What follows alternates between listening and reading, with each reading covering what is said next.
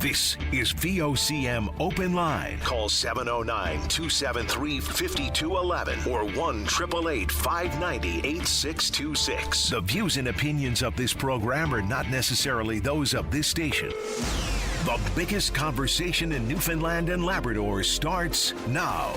Here's VOCM Open Line host Paddy Daly. Well, all right, and good morning to you. Thank you very much for tuning into the program. It's Wednesday, November the 5th. This is Open Line. I'm your host, Paddy Daly. David Williams, he's produced the program. We are looking forward to speaking with you this morning on a topic of your choosing. So if you're in the St. John's metro region, the number to dial to get in the queue and on the air is 709-273-5211.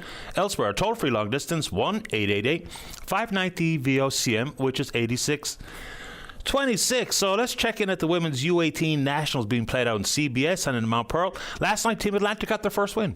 Beat British Columbia 4-2. Nice performance there. The matchups for Thursday yet to be set, so no games today, but big win, great win for Team Atlantic at that particular tourney. All right, I want to say congratulations, hearty congratulations to Ryan Bennett. Ryan Bennett's from the Ghouls. He just participated in the 2025 World Karate Championships and comes away a world champion. And this is in the open weight fighting champions segment of the tournament. So that basically says willing to take on all comers. And he's a world champion. Brilliant stuff. Way to go, Ryan. He is a large human being. He's 6'7", 250 pounds, and brings home a world championship. Brilliant stuff. And big thanks to my buddy Jeff for letting me know about that. Just one more quick bit of belly aching about the Toronto Blue Jays. I can't believe Ernie Clement didn't get a Gold Glove as a utility player. I mean, the guy Mauricio Dubon plays for the Astros. Excellent player. He's played all over the infield, played out in center field, left field as well. But Clement, here's a couple of numbers. He was number one in baseball in defensive wins above replacement. That's a tricky stat to understand, but he did. And he led the league in defensive runs saved with 22. And no Gold Glove as a utility player. Too bad. Okay, what's this? All right, this is not the biggest deal in the world, obviously, regarding the federal budget. But coming off the Paris Olympics, where Canada won 9 gold medals, 27 in total, that's a record for our non-boycotted summer games. We've heard the Prime Minister talk about his love for sport. He's a former collegiate goaltender, and he's been pretty open about what he thinks about sport. The Canadian Olympic Committee was looking for a $144 million increase. There hasn't been an increase to core funding for Canada's 62 federally funded national sports organizations, and got nothing. So the last update was 2005 for increase in core funding, but they had asked for and were hoping for $144 million to support the athletes and didn't get any. Look, I know that's probably the least of many people's concerns, but I think it's fair to say when the Olympics are all around, people do tend to flick it on and have a look, and athletes we've never heard of become a household name for a couple of weeks. But no new money for our Olympians. All right. Woke up this morning to see a bunch of messages in my inbox regarding the St. Mary's fish plant destroyed by fire. This is after the community fought so hard to get that plant back up and running. Millions and millions and tens of millions of dollars invested in the plant. Millions of pounds of crab have gone through. An economic linchpin in that community and surrounding area, to say the very least, and it's gone. The firefighters never even had a chance. Given the wind last night, they had absolutely no opportunity. Before they even could get out of their rigs, it had been completely engulfed and destroyed. So whether it be the people behind it as investors, everyone who worked in that plant, it's going to be a devastating blow. Mayor Steve Ryan, if you're listening, you're welcome to call the program this morning, Steve, because this is just an absolutely brutal blow for the entire area. I mean, talk about a major employer, and there they were, finally get a dedicated snow crab quota. And anyway, I've got, as you know, personal ties to the region, so I thought that was absolutely brutal news, and I'm really sorry for everyone out in St. Mary's and those who worked in that plant from other communities, close proximity. All right, this story we followed along quite closely over the years. This is all about the Roman Catholic Episcopal Corporation and selling off properties to compensate victims or survivors of clergy abuse. Holy Rosary Church out in Portugal Cove South. The community wasn't having it. Changed the locks on the doors and told investors or developers, don't bother coming to town. We don't want to hear from you. We don't want to see you. Now, apparently, someone anonymously, maybe from the community itself, bought the church and donated it back to the community and its historical corporation. So It's kind of surprising that other communities didn't do the same thing. I mean, I think there still remains looming questions as to whether or not the Roman Catholic Episcopal Corporation actually legitimately owns some of these properties that were built by locals, maintained by locals, invested in by locals. But in Portugal Cove South, their church has been spared. They put up the good fight, I'll call it, and put it out to one more time about the fact that we still don't know when the second round of compensation is going to flow. We still don't know who's going to fill the gap between the monies that's been raised and the adjudicated compensation pot of money. But I guess bravo to the folks in Portugal Cove South. They got what they wanted. Okay, budget day. Oh boy. There's a lot to this, obviously. Let's just get some of the high-level numbers out of the way for the purpose of conversation. And if you want to pick on any particular feature of the budget, let's do it this morning. All right. So spending is up by $38 billion. The budget cost taxpayers this year $581 billion. There was all kinds of forecasts about what the deficit might look like. I saw numbers floating around like $100 billion, $110 billion. It comes in at a huge number, albeit not what some of the forecasted numbers look like. The deficit this year, $78.3 billion. I mean, that's a ton of money. Let's break that down for a little bit more context. The amount of money it's going to cost to service that particular deficit and debt, $55.6 billion this year. That's more than the government actually transfers to provinces in the form of the healthcare transfer dollar. It's more than the government collects in the GST. So $78.3 billion. A few interesting things. All right. For the first time in history, the budget is being reported in two different veins, one with capital spending and the other with operational spending. And basically what that means is that capital spending is what they spend on infrastructure and other what they refer to as fixed assets. Anything that contributes to public or private sector capital formation. Operational spending, the obvious. Public servant salaries, benefits, and money transfers to people and to provinces. That said, it does make it just a little bit more confusing than it needs to be.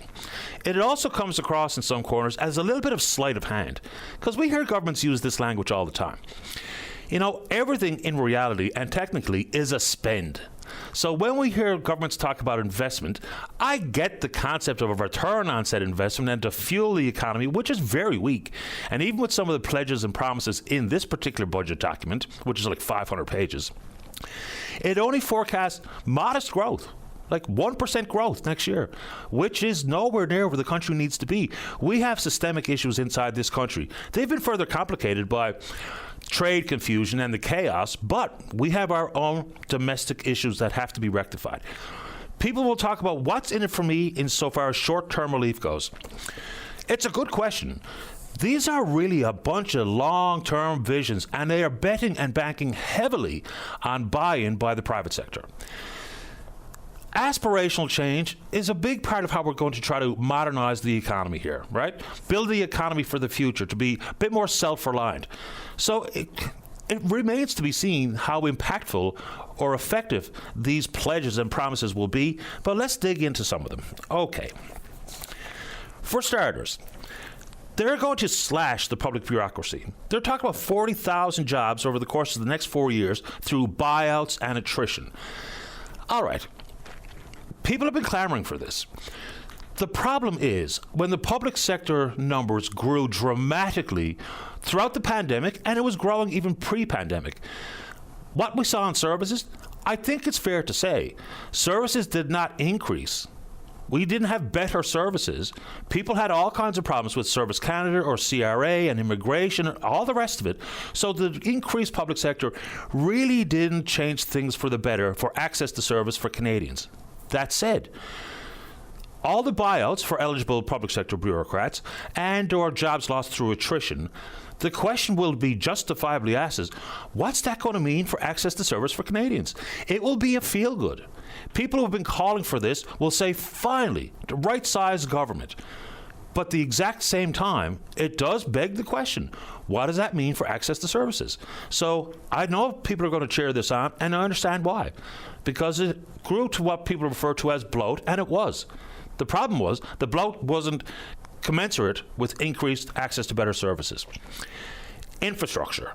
So huge money, $51 billion to fuel a bunch of different things insofar as building infrastructure, municipalities, earmarked money specific for provinces for big aspirational infrastructure projects. So we get into a few of them. So they talk about ports, high-speed rail, which of course doesn't impact us whatsoever. Talk about carbon capture, all of these types of things. There's money for the defense spending, right? So $81 billion funding package for the Canadian Armed Forces. But a keen focus needs to be on domestic procurement. Because 75 cents of every dollar we spend on defense now is spent in the United States. Can we indeed refocus some of that money to domestic companies here in the country?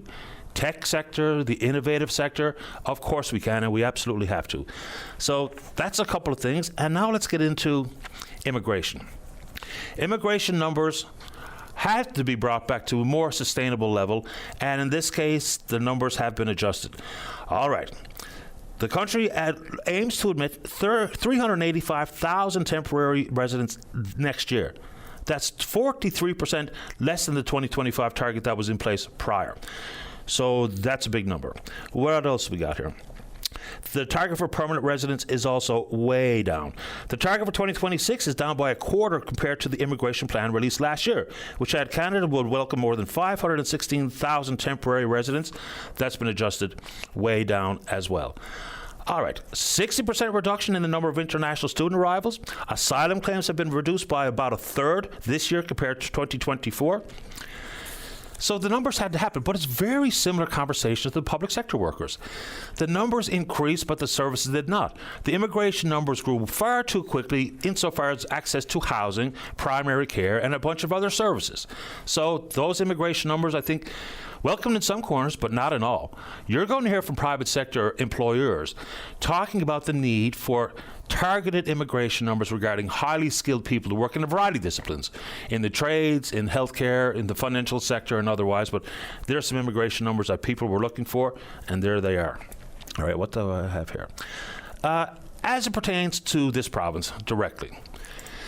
So for starters, the carbon emissions cap for oil-producing companies, provinces, people have been asking for it to go away, and it's gone-ish. There are some distinct caveats here. So here's what it says.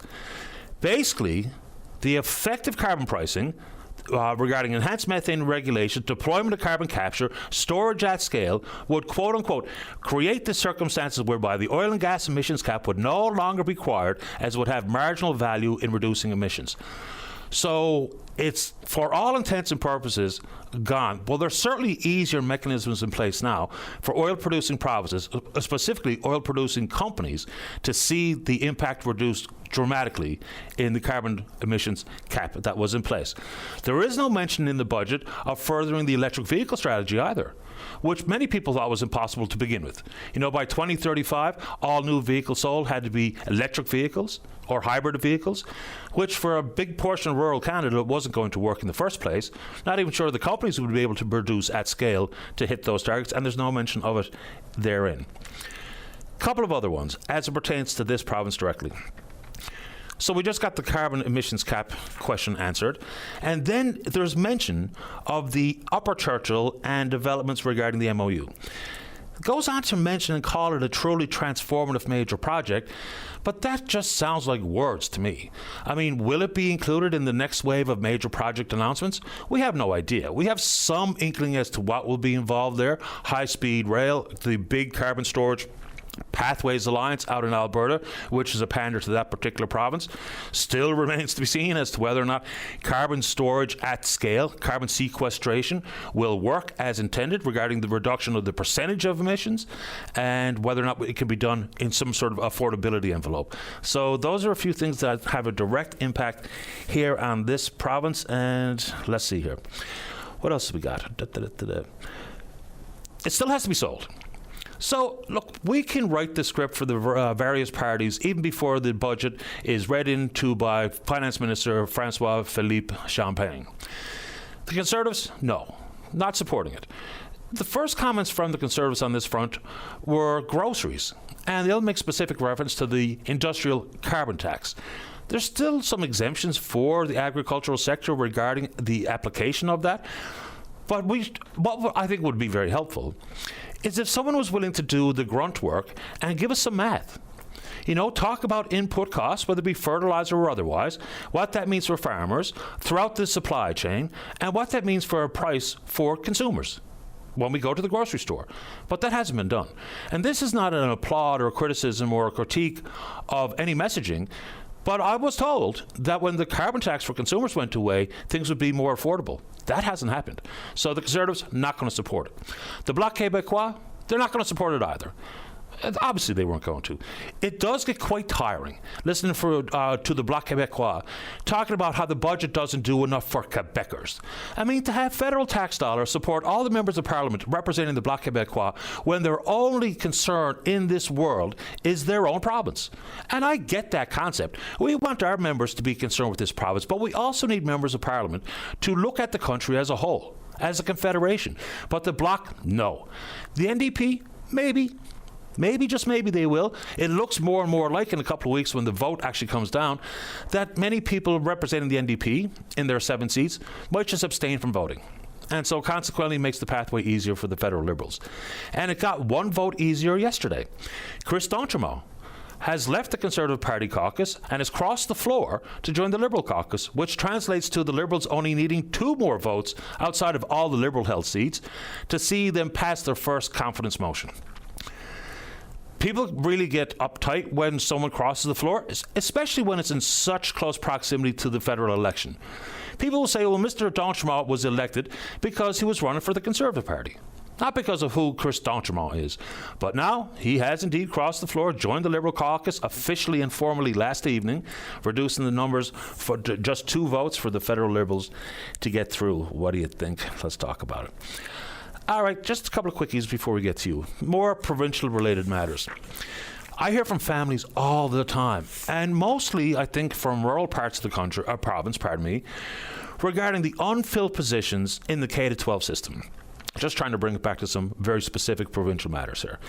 So we were told there was going to be $20 million, hire 400 additional people to work in the K-12 system, but just get a load of this. And I'm leaving the person's name out of it, obviously. So it goes on to say that they do indeed live in a rural community, regularly has positions unfilled and shortages to replacement teachers and student assistants and bus drivers and custodians. So generally, when there's a teacher away, classes have to be combined. Teachers lose their prep. Then they were short a bus driver, had to change the bus routes. So again, we can talk about all these high-level things in Budget 2025, whether it be federally or provincially, but we really do need politicians to have a better understanding of the education system and just how important that will be to achieve all of these big picture, long-term, aspirational policies in Budget 2025 at the federal level. So if you want to take education on here in this province, please do. St. John City Council put the proposed development at the old Ballyhelly site 1 step further to go. So change the zoning classification. I live pretty close by that neck of the woods, and I can tell you what, the residents, and I guess it's NIMBY. I mean, we do this all the time, and one segment of the community is no more prone to it than another. But not in my backyard is a pretty popular comment that I hear coming from the east end of St. John's regarding whether it be traffic that's already a brutal set of circumstances and everything else that goes with that development. At the same time, we need housing. So it looks like that proposal 1 step closer. Also, today's Guy Fawkes night. Now, there's be a bunch of travel interrupted here this evening, whether it be Marine Atlantic, air travel, and be careful if you're out and about today. And Bonfire Night has been postponed to tomorrow. And, of course, Guy Fawkes Night, also known as Bonfire Night or Fireworks Night, Gunpowder Treason Day. And, of course, Guy Fawkes famously captured in Parliament the 5th of November of 1605. They were attempting to kill or assassinate the Protestant King James I. And now, because of those celebrations, it led to fires to be lit throughout London. And, of course, that has translated to the same types of celebrations, although I think when people light a bonfire here, it's not necessarily about Guy Fawkes and the protection and the survival of King James I, but Guy Fawkes Night and Guy Fawkes Day is today. How are we doing out there, Dave? I haven't been looking at the phone lines. All right, today's a great day to join us on the show, and it doesn't need to be the federal budget. It doesn't need to be anything I brought up. If it's something you want to talk about, it's exactly what I want to talk about. We're on Twitter, or VOCM Open Line. Follow us there. Email address is openline@vocm.com. When we come back, let's have a great show. That can only happen when you're in the queue. Don't go away. Welcome back to the show. So we talked about some of the big ticket items that were in yesterday's budget, but a couple of little interesting tidbits that have kind of flown under the radar, so to speak. Inside this, almost 500-page document is one sentence with very little detail, other than the fact that we're talking about Canada joining the space race. What? So $182 million over the course of 3 years. Talk about sovereign space launch capability.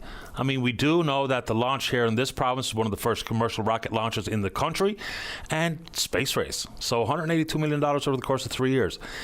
More money for the CBC, and encouragement in the budget to see if Canada can join, for all things, Eurovision. So Eurovision is a singing contest, right? And it's not just European countries. Other countries around the world participated in it, and the ratings are absolutely massive. So apparently we're going to examine whether or not Canada can join Eurovision. Artificial intelligence. I talk about it a lot here on the show. Doesn't get a whole lot of uptake, but major league issues. So the Prime Minister has talked about artificial intelligence many, many times. The minister responsible, of course, is former broadcaster Evan Solomon. So the monies here are pretty significant as well. So we're talking about $1 billion to create across the board a Canada-built AI tool to be used by the federal government. Inside of that, I suppose when we talk about access to public services, given the public sector job cuts that are coming, some 40,000 over the course of the next 3 years, technology has changed the ability to disseminate information and to provide services, but not everybody leans in on that, as opposed to access to a human being on the telephone or at the counter, but a huge investment coming in artificial intelligence. How exactly it's going to work, not 100% sure. A couple of other things that I think will have a meaningful difference is weather forecasting. It sounds like one of those mundane, small talk conversations that we engage in sometimes for the sake of, especially on days like today, on the heels of what was a pretty fierce overnight, which I don't even think I mentioned off the top of the program, but it was wicked. They're talking about spending almost $3 billion over the course of the next decade to beef up Canada's weather forecasting capabilities. It's becoming more and more important with the severity and the frequency of some of the storms that we see. The money all goes directly to the Meteorological Service of Canada. So trying to replace the supercomputer that it now uses to make these complicated forecasts, long range and otherwise, so that's going by the wayside. Or pardon me, that's going to be improved. Then it's Canada's alert system. So a lot of this stems with the mass murder in Nova Scotia back in 2020. So some $50-odd million for Public Safety Canada to create a new alerting system. Probably long overdue, if you ask me. There's some other interesting parts of this, and this would have an impact in this province as well. And they are talking about advance notice from the big banks about if they're planning to close one of their branches. So it's not going to prohibit the big banks from closing branches in small parts or rural parts of the country. But here's what it says. The Canadian Bankers Association say the number of bank branches dropped by 9% over a decade, from 6,205 in 2012 to 5,656 in 2022. Since then, the number continues to drop. So they're going to amend the Bank Act to, quote, require that banks provide public notice of branch closures on their websites and to prohibit the changing of certain accounts switching or closure fees from the time the banks give notice of its intent to close a branch until 12 months following the branch closure. We've heard from community leaders and concerned business people and seniors in communities where bank branches have closed, because it's not just about the ability to go and pay a bill at the teller. It's not just about the ability to make any financial transaction in person, because we know what happens here. If you have to leave your smaller community for the next closest community that has a bank, what's the likelihood that you spend some additional monies there? You do some shopping, right? Whatever the case may be, you fill up your gas tank. it does mean a lot more than just the bank itself has closed. So there's some tightening of the Bank Act, but it's certainly not going to be seeing that the big banks won't, into the future, continue to close branches in some of their smaller communities. There is more money for long-term care costs for veterans. I mean, it was one of the disgraceful times in most recent Canadian history when the federal government pretty much said to veterans, well, that's all we have. We can't do much more for you. Also, with the future of Canada Post being tenuous at best, Canada Post as a corporation has forever been asking for the ability, the authority to set their own rates. And in this budget, they've been granted that authority. So in the past, it had to go through Parliament and Cabinet. They would propose rate changes at Canada Post. Now, the minister responsible, who's now Joe Lightbound, he says that there will be a review of how government handles it, but the ability to assign prices will be in the hands of the corporation itself at Canada Post. All right, so there are just a couple of things that flew under the radar, but some of them I think would be important to many people listening here to the program this morning. Let's see what kind of reaction we're getting to Budget 2025 on social media. And of course, there are people asking about immediate and short-term relief. It's a fair question, because in this budget, people will still go to the grocery store with a very similar impact. So questions regarding Canada's industrial carbon tax, which remains in place, even though plenty of things have changed inside the climate strategy. But if you want to propose any particular question or portion of the budget, and or, again, it doesn't have to be about federal budget 2025. Whatever you want to talk about, we can do right after this. Don't go away. Welcome back to the program. Let's go to line number one. Let's give one to the Liberal member for St. John's East. She's the Minister of Fisheries. That's Joanne Thompson. And Minister Thompson, you're on the air. Good morning, Patty. How are you? I'm okay, thank you. How about you? I'm good, thank you. And I'm really pleased to have the chance to speak to you this morning and the listeners. Before we dig into some specifics here, for the first time ever, the budget is being offered in two kind of different veins here. A focus on capital spending and then another focus on operational spending.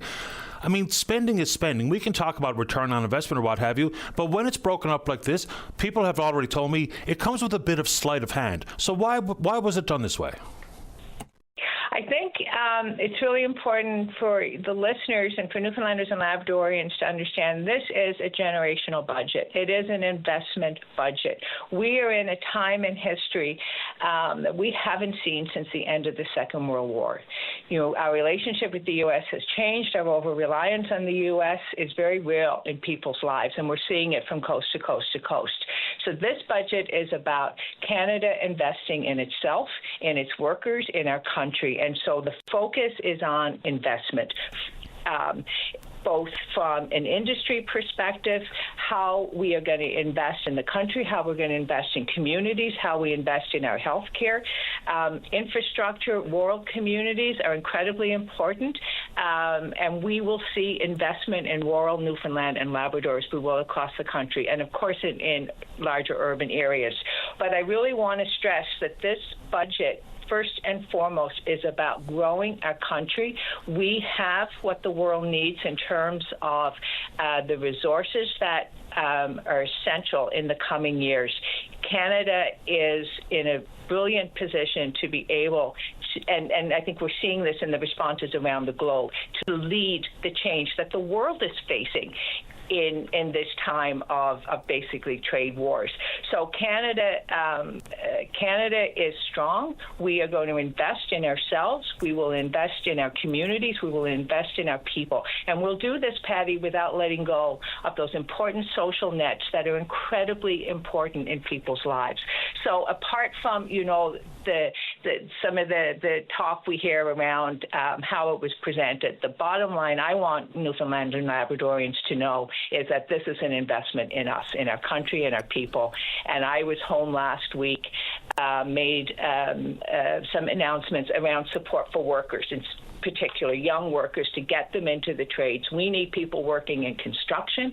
We need people working in healthcare.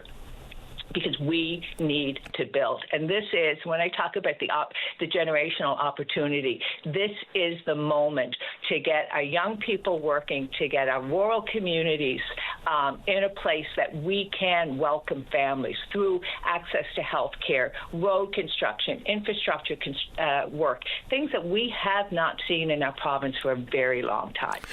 All of that said, there's some long-term visions included, no question about that. But even inside the budget itself, and even from the Minister of Finance himself, talk about the country's economic outlook is not great in the short term. Unemployment is up, business uncertainty is up, investment is fleeing the country, productivity is weak. Even when you look down the road, only talk about a 1% increase in real GDP over the next 2 years. That's well behind the projections made just some 10 months or 12 months ago.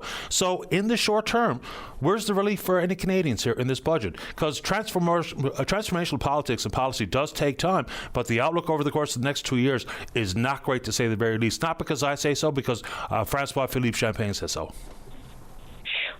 So I think, again, I want to go back to the Bill Canada, and as we get through, and I'm home next week, so we can drill into more details once people have a chance to really go through this budget. But I think what's really important is the work that's being done, and this again is in the budget, on attracting investment. Canada will be very quickly, through the changes in the budget, positioned as one of the prime places in the world to invest. And the other thing I really want to stress, Patty, is, the IMF has been very clear that Canada has a strong fiscal position. Canada and Germany are the two countries in the world that have been able to position themselves quickly to deal with what it is that we're facing in terms of global uncertainties.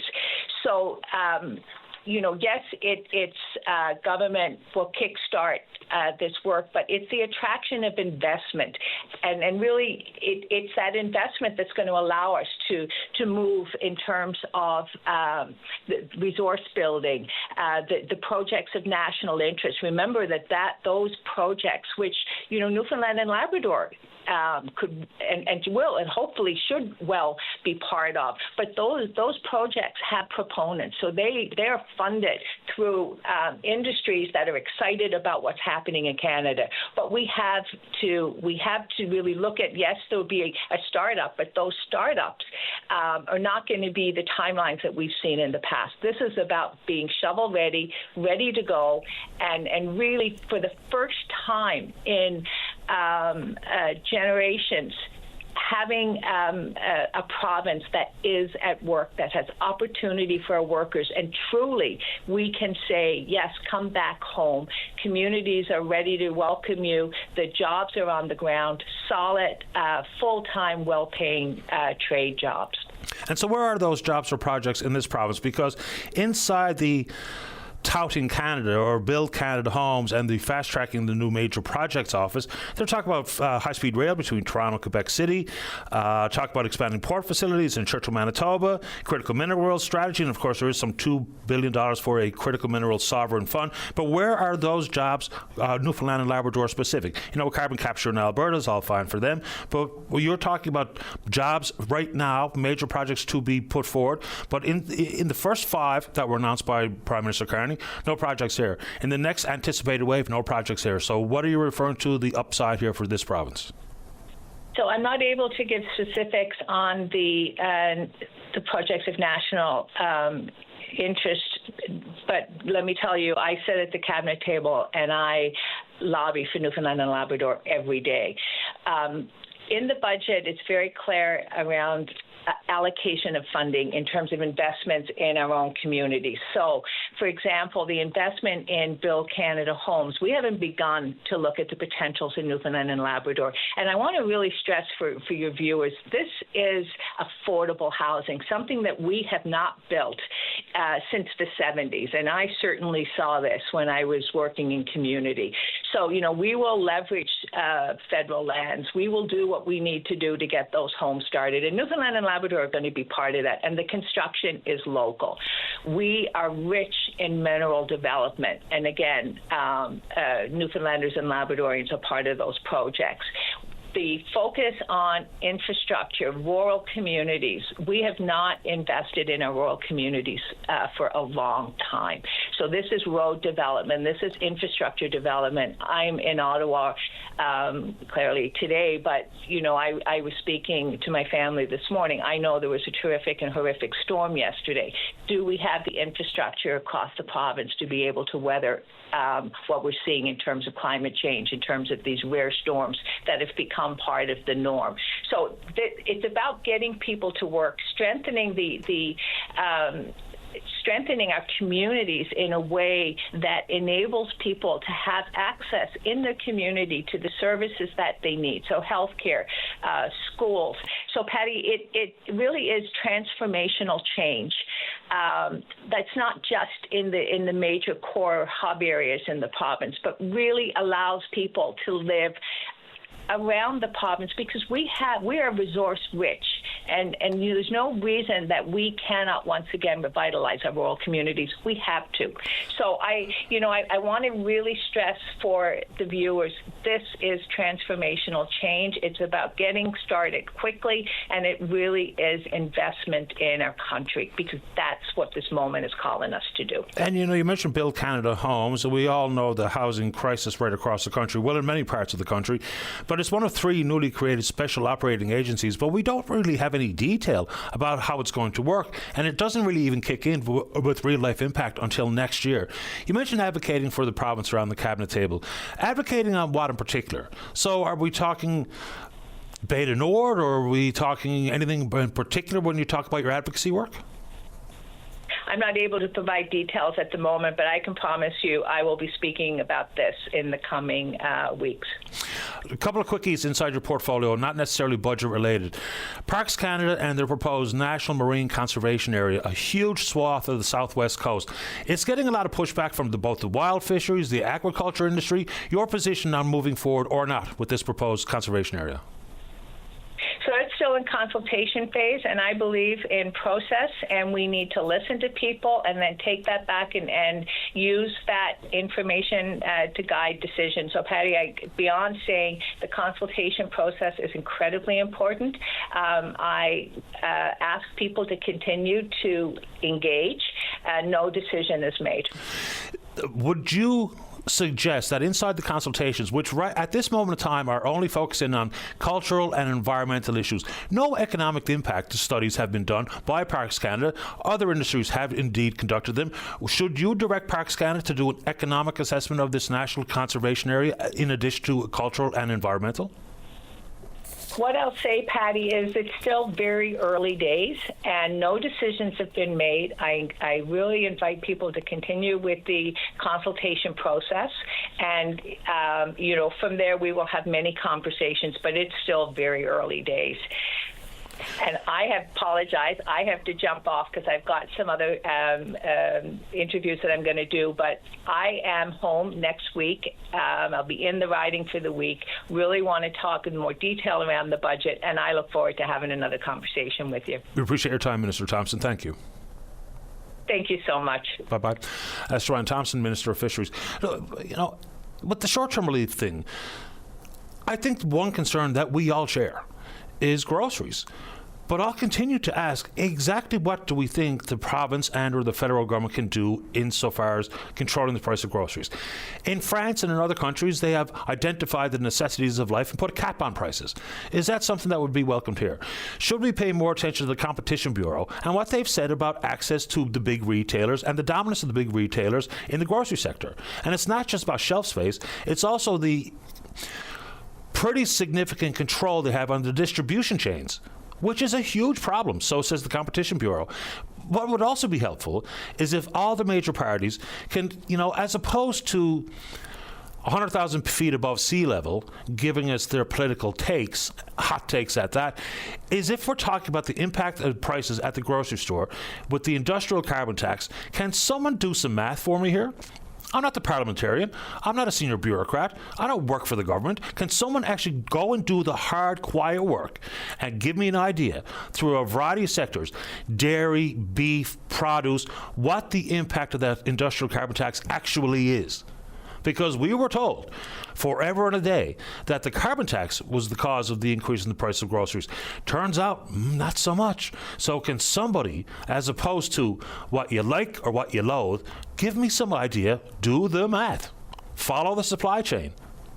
Talk about input costs, fertilizer or whatever, about what it means for the price of the grocery store. They don't do it, and I don't think that is helpful to Canadians. We can have all the partisanship that we want in this world, but really breaking it down by the grunt work, the quiet work, politics is all of a sudden simply a soundbite world. You know, the really difficult stuff, and I'm not suggesting that inside a 406-page document itemizing over $500 billion worth of government spending, taxpayers' money, it hasn't seen a lot of the hard work done. But the short-term issue, groceries in particular, and I guess that's one of my big bugaboos, because I go to the grocery store almost every single day, and sticker shock remains in place. Let's see here. Let's get a break in. When we come back, we're speaking with you. Don't go away. Welcome back. Let's go to line number 1. Frank, you're on the air. Yes, when I woke this morning, excuse me, when I woke early this morning, I got some major news, and I'm just checking it out to verify the truthfulness of it, you know. So it's about the fire in St. Mary's. Okay, can you turn down the radio behind you, Frank, so it doesn't shag you? Because we lost the power last night, and I'll get to it. I'm not trying to cripple around. I'm an old senior. No worries. Ooh. Christ, is that now? What is that? Ooh. Pardon me? Now there's some shrill noise like the kettle boiling or something. No. no, it's so, what's your question? It's one of those plug-in types. 1 second, boy. Christ, this is all wired. Okay. So, Frank, this is a little bit better. So your question is about what that you saw this morning? I'm just curious about the news that I heard this morning on radio. What news? About the fire in St. Mary's. Okay. I was just trying to confirm it. It's true. The fish plant, which has seen tens of millions of dollars invested in the last few years, is gone, destroyed, Jesus, burnt to the ground. Wicked, wicked, wicked. It's brutal. Nobody hurt? No, not as far as I know. There's been no report of injuries. Of course, happened overnight. And even when the firefighters showed up, just given the intensity of the wind, they had no chance. Before they even had a fighting chance to try to control it, the building was engulfed in full, and it's gone. Gone. Destroyed. Wicked. It's terrible.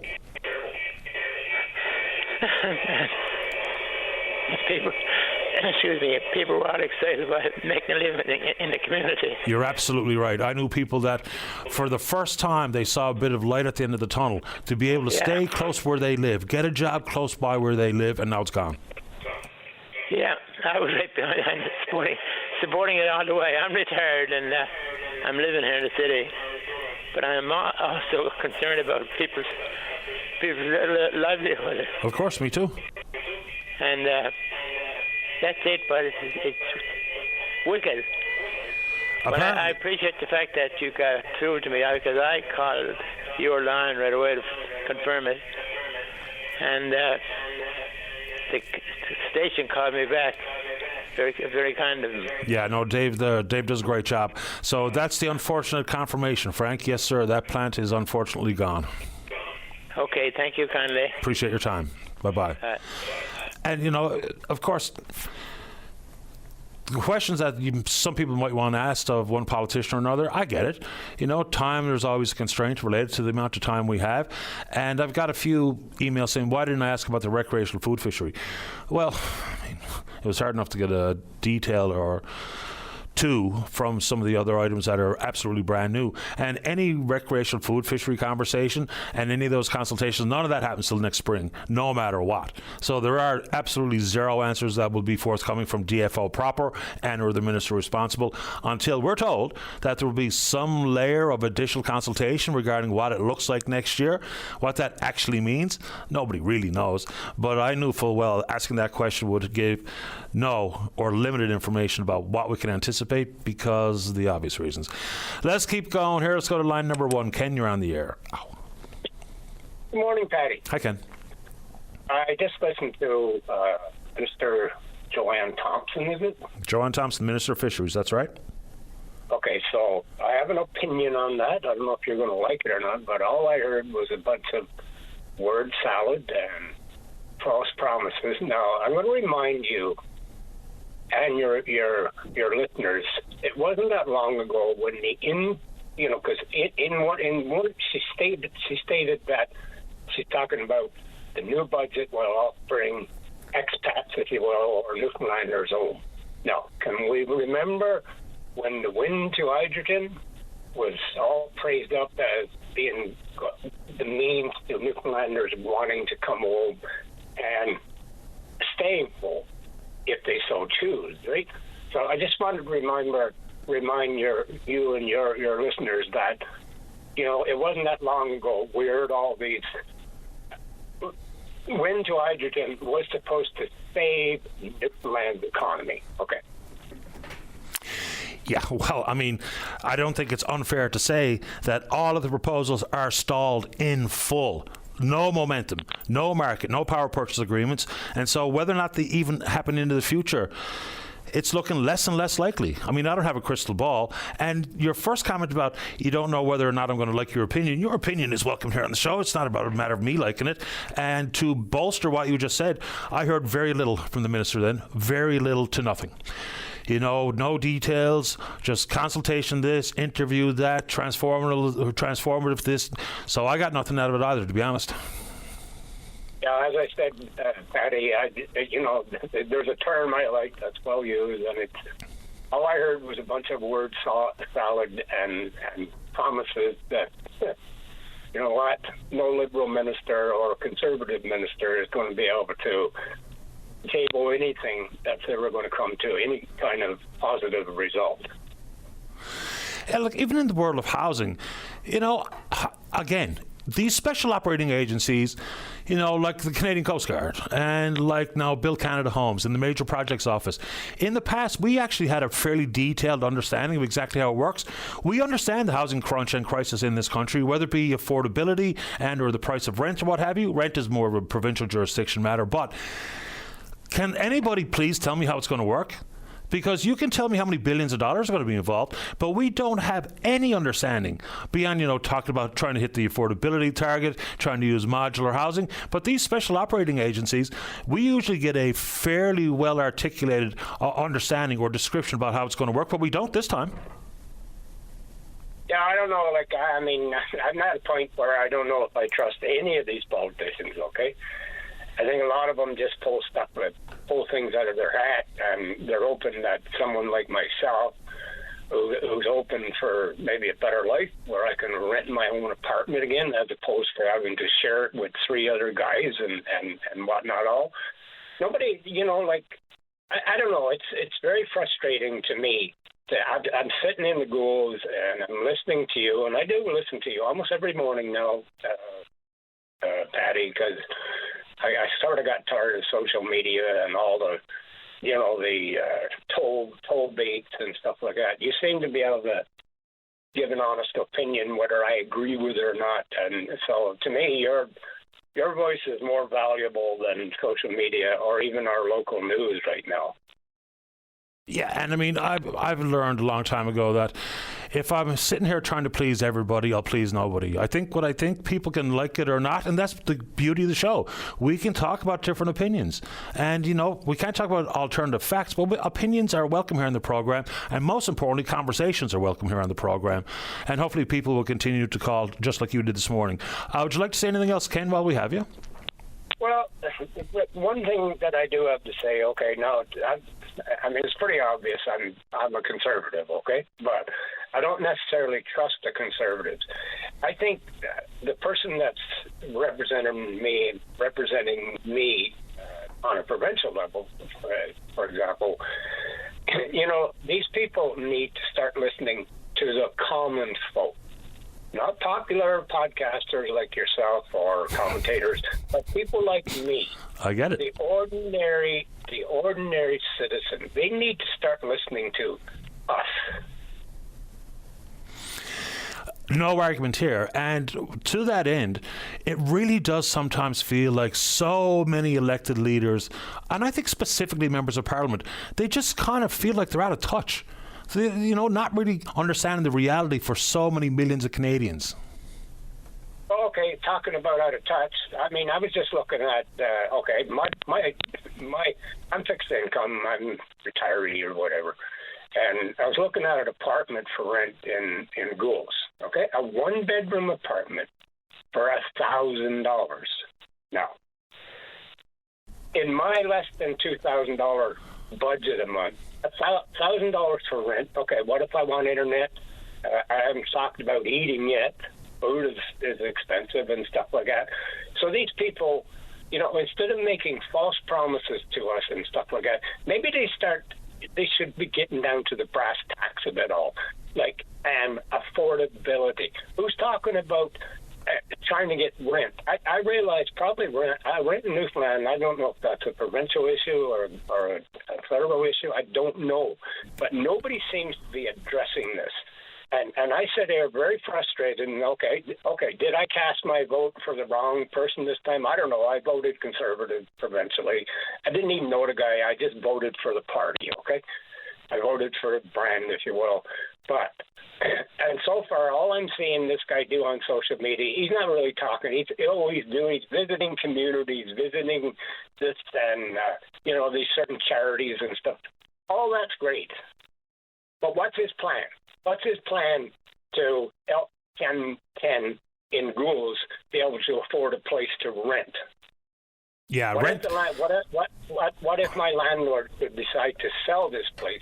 Where am I left in? I'm left out in the cold. It's a fair concern. Rent is not a federal issue, absolutely provincial and municipal issue. That's why, I've brought up the topic of rent control and what it could look like. It's not like it's something that's unheard of. There's rent control in other provinces. It's just a meaningful understanding about what rent increase might look like year over year. So is it time for that conversation in this province? I think so. Ken, I'm a bit late for the news. I'll give you the final thoughts before I have to go. Okay, so if Tony Wakeham is listening, maybe he could call you and address this very local, important issue. Happy to broach that and everything else under the sun when we get our next opportunity to speak with Premier Wakeham. And I appreciate your time, Ken. Thanks for tuning in and thanks for calling. Thanks, Patty. You have a great day, bud. You too. Bye-bye. All right, let's get a break in for the news. Don't go away. Welcome back. Let's go to line number 1. Caller, you're on the air. Good morning, line 1. Good morning to you. Yes, wasn't sure if it was me or not. This is a follow-up call, Patty, from Monday morning regarding the DFO decision to not open up bays for harvesting that have never been open. Do you remember that call? I do. Okay. I wish you had remembered it when the Minister of Fisheries was on, but anyway, never mind. So nothing had changed, and actually I didn't expect it.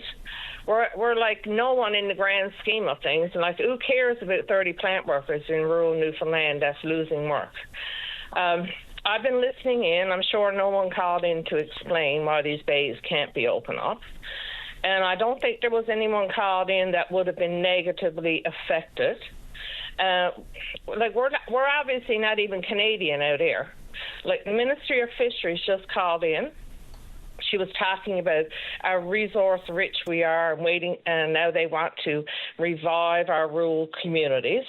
And here we are, like some of those bays could have been open since mid-July and our plant is still not open yet.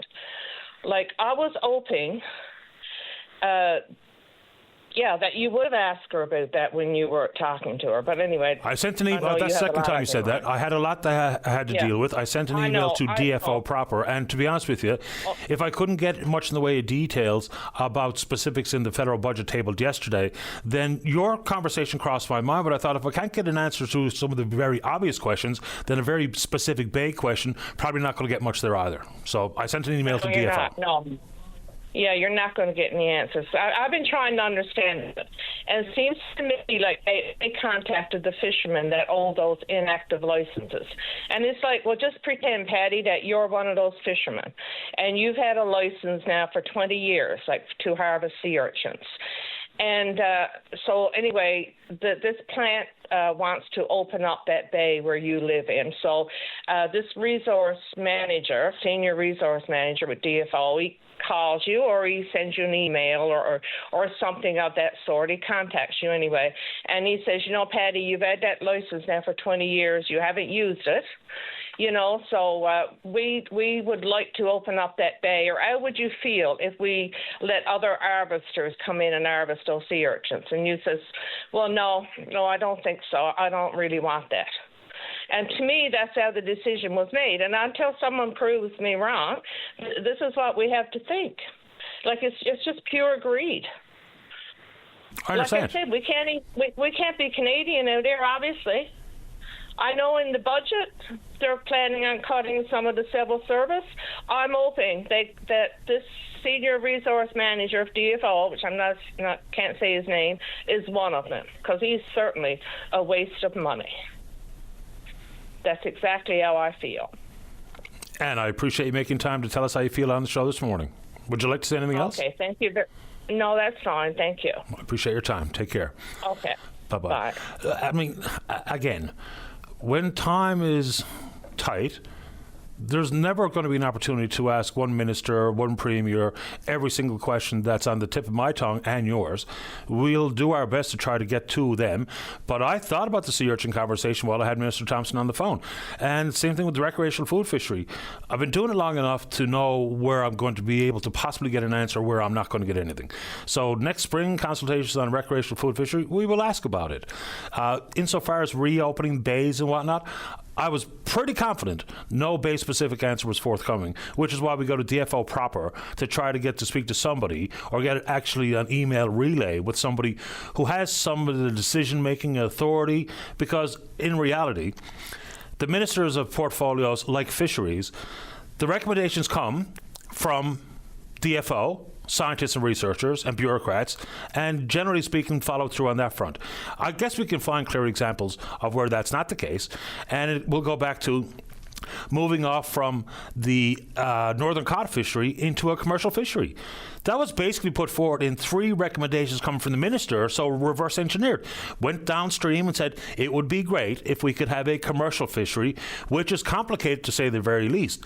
Number one, there was minimal quota added to make it a legitimate commercial fishery, and consequently, by making it a commercial fishery, we automatically opened ourselves up to our NAFO commitments, and 5% of the stock would be fished by foreign fleets. So it was absolutely a political decision. But some of the smaller ones, like which bay is open, those will be absolutely decisions made in the DFO proper itself. Ministers will simply tell us what the decisions are versus have any real base understanding, and that's not just a direct knock at Minister Thompson. That would be fisheries ministers over the years. Very specific bay questions, probably better served trying to get that from DFO itself, which we are trying, and we'll try to get there sooner than later. Let's see here. Let's get to the break on time. When we come back, I have mentioned, and it's been mentioned by a caller here in the program, the devastating news out in St. Mary's with the fish plant burnt to the ground last night. Mayor Steve Ryan's in the queue, then you. Welcome back to the show. Let's go to line number 2. Say good morning to the Mayor of St. Mary's. That's Steve Ryan. Mayor Ryan, you're on the air. Good morning, Paddy. Good morning to you. So I heard John with the morning show, but I wanted to have you on open line here as well this morning. You know me with the soft spot that I have for your community and surrounding area. Just speak to the devastation to see that fish plant burnt to the ground. Paddy, is no explaining it. There's like devastation, like I said. Since 6 o'clock this morning, different media outlets, because I'm returning the favour to you guys, because without the media and the voice, this plant will never enter. So I'm returning the favour, and like I said, every media outlet is reaching out to me. I'm going to do an interview. And Paddy, today, last night when I found this out, I showed up there. I was the first there actually. And when I see it, at first when I got there, I said, this is not too bad. I said, once the four guys get hurt, this is going to be looked after. And within about 10 minutes, I was talking to one of the owners. I said, no, it's gone. I knew everything that we built, 3 years of fighting to put there, was gone in 2 hours. And with the weather, nobody stood a chance. The plant never stood a chance. The weather, I see videos of the weather down in Jamaica, when the tropical storm passed through. It was the exact same thing last night there on that beach. The firemen, they're angels. They're angels. They came, they were right into it. They never turned back from it. There's not much they could have do with the fire itself, but just to come there on that beach last night, they showed up there about 10 after 9, and to deal with them elements, and they never left. They just left about an hour ago, and to deal with them elements. There was a lot of promises put out there about volunteer fire departments in the election. I hope that the elected party follow through on it. Those volunteer fire departments, when you need them, they're there. They're there, got to say. Yeah, and we've learned a lot of lessons here in the recent past, and they do require not only more support for infrastructure and firefighting capacity and capabilities, but even individually, we all owe them a debt of gratitude that I don't even know if we can ever pay up in full. Steve, or Mayor Ryan, pardon me, is just talk about the difference it made in St. Mary's when that plant got reopened, and the tens of millions of dollars that were invested. I know people in the area that were working in the plant, and they told me, to a man, to a woman, if it wasn't for that, they'd have no other choice but to leave. So how many people were employed, and what difference did it make immediately when the plant opened its doors? Well, okay, I got a business here. My business is there 14 years. I was probably close to one of the biggest employers in that here. I have 10 employees. When the plant opened up 3 years ago, believe me, I wasn't a big employer anymore. When they're still in operation, actually, they're working all week with redfish. But when they opened up the doors for the summer at the crab, they were employing up to 350 people on 2 shifts. On a Friday, I visited their payroll was close to $500,000. That's a lot of payroll to throw into a small town of 307 people. And we have people driving away from CBS to work there because they're a very high-paid plant and the hours are there, so it works out really good. Just give you an example of what I meant to us. Last year was the first year in the history of St. Mary's that we didn't need a make-work project. So that shows you how important that plant is to all of Route 90. We never needed a make-work project. The first time in our history. If you want to work, there was work there for you. And not only locals, but we have 100, 120, 130 foreigners, and they're reaching out, and it meant a lot to them. A lot of those are actually become family. They're 3 years they're not coming back and forth, and they made friends, and they're devastated too by the news. Like I said, they depend on the money too, and but the local economy is like a light switch. You flip the light switch, light comes on. This is actually being phenomenal for the town.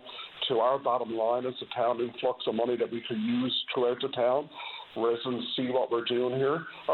Like I said, we have a good corporate citizen here. They're paying their share in taxes. They're good to the town. They're after buying a church for the town, and we had a great relationship. And just a matter of, like I said, a couple of hours is all taken away from you. It's pretty gut-wrenching. Yeah, and we know no hope for the next snow crab season, which is the real gravy for the plant owners and the workers. And it's too early to get into what happened and plans to rebuild. And I'm sure those conversations will happen into the future. I don't know if you'd like to offer anything on that front while we have you, Mayor Ryan. I'm after talking to all the owners over there since last night when this first happened, and they're still devastated. They don't know. Like I said, I know how bad I feel and how personal it is to me because I'm actually so involved. But for those people, it is actually their business, and they'll make some tough decisions once they realise what's there. But it's a total loss. They're actually been on the site. And to hoping that some stuff is saved, but no, it's a total 100% loss there at the site. And hopefully that the company decides to come back or be part of our town. We're after taking them in. They're after taking us under their wing. And like I said, we had a great relationship, big plans for the future. I was getting ready to come on open line sometime this week, and we're hoping to get a lobster license and a pelagic license. They were hoping to be open 6 to 7 months out of the year, and now this is a really, really big setback. I just want to tell the residents and especially the plant workers that are getting up this morning and are worried. All levels of government are working together. I had a call about an hour ago for Premier Waken, and I stressed the importance that we're definitely going to lose one season, and we got to get the workers looked after. And that's the most important thing now, and let the company make their decisions what they're going to do, and hopefully they decide and over the next few days, bigger and better. And to the fishermen of the island, it's a big hit for you guys too. We processed upwards of 7 million pounds of crab. That's 7 million pound of crab now that is going to have to go to plants that are over capacity as it is. It's going to be a stressful season on everybody. It really does complicate things because you're right. This has a ripple effect throughout the processing sector. So, I mean, and what that's going to mean, it's not just for snow crab, because we know that the plants that were over capacity when the cod season opened, they weren't buying the cod because they were still at the crab. So this will have a complication right throughout the fishery period with this plant gone. Before we lose you here this morning, Mayor Ryan, on the other plant conversation, any update on the fish sauce plant? I got a call from one media outlet this morning said, which plant? I said, the good one. Yeah. The sauce plant. On Friday, Premier Wakeham asked me the question this morning. And the sauce plant, we submitted on Friday the documentation from our consultant for the Department of Environment to approve to go to tender. And we're hoping to be going to tender within 2 weeks. And we're almost at the end game there, Paddy. I will definitely keep you in the loop on that one. And when I find out where we're to with it and the definites, I'll definitely keep you in the loop. I appreciate that this morning, Mayor Ryan. And for everyone in the community, all the workers, regardless of where they're from, and St. Mary's Bay proper, this is terrible news. I feel awful for everybody, and I really appreciate you making time for the program. Not a problem, Henry. You make time. Take care. I greatly appreciate it. Thank you. Take care. Bye, Steve. Steve Ryan, the mayor of St. Mary's. Oh, man. And he's right. And it's a pretty important point. I mean, let's just go back to last year. The snow crab season. It's the big one. It's the most lucrative. And, of course, there's lots of fisheries that are critically important to different harvesters in different parts of the province. But when the call was for expanding the processing sector to avoid some of the pitfalls we've seen year over year, taking one big plant out like that will make it more difficult, especially when we talk about snow crab into cod. Anyway, I don't know how it's going to work. And that old fish sauce plant, I'm glad that it's finally going to be gone, but sooner the better. Just a very quick comment before we take a break and come back to Mike to talk about wind energy. Is the conversation around Chris d'Entremont, who was an elected Conservative Party member of Parliament, and he crossed the floor yesterday to formally join the Liberal caucus. I mean, some people are predictably furious, right? I get it. But then, we kind of don't recall very recent history where this is not the first time it's ever happened. I mean, in 2018, under Prime Minister Trudeau at the time, one of the prominent Toronto area MPs, a lady named Leona Alslev, she crossed the floor to join the Conservatives.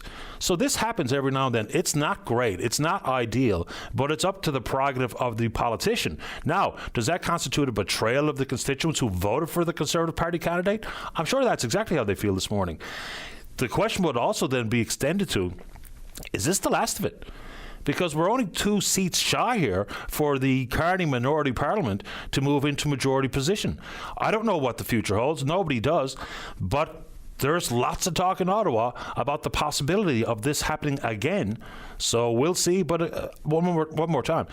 This is not the first time it's ever happened. In a minority parliament that's so tight, it does have a bit more of an immediate impact. So anyway, you want to take that on, or whatever you want to talk about right after this. Mike's in the queue to talk wind energy. Ray's there to talk about hydro, and then it's your opportunity to talk about whatever you want to talk about. Don't go away. Welcome back to the program. Let's go to line number 3. Good morning, Mike. You're on the air. Yes, good morning, Paddy. Good morning. I heard Dave Windsor call in earlier, and it just is a topic that's about the wind energy projects and stuff. But I'll get to my point. When we had the Liberal government and the wind promoters in government, Andrew Fury, Andrew Parsons, Seamus O'Regan and stuff, and that there was a lot of people looking for a lot of answers. There was a lot of protests. There was petitions presented in the House of Assembly. There was 3 women that were arrested trying to get answers on these projects, but it all fell on deaf ears. And these people have moved on, and congratulations to them. They all got new positions and well-paid positions and stuff and that there. But that's history. There's water under the bridge. Right now, maybe you can do me a favor and Newfoundlanders and Labradorians a favor the next time you get our new premier, our new Conservative premier, online, and where do they stand with these projects? And are we going to get, we lost 3.7 million hectares rezoned wind energy quietly, quickly, and without any input from the public. So where's Premier Wakeham's take on these projects? Then it's in the news there. In June of 2025, these wind energy companies owed $13.7 million in land leases. So the last time I checked, Newfoundland is $19 billion in the hole. So that's very valuable money to Newfoundlanders. And it's like nobody wants to talk about these projects. The Liberal government did. Even Tony Wakeham, when he was in his opposition, they kind of refused to bring it up. But if there's people with these 3.7 million hectares is in their backyard, or their cabins are in this country, and nobody seems to want to bring this topic up. Well, God knows I've spoken about it a lot. You have so, Paddy. Yeah, okay, a couple of things.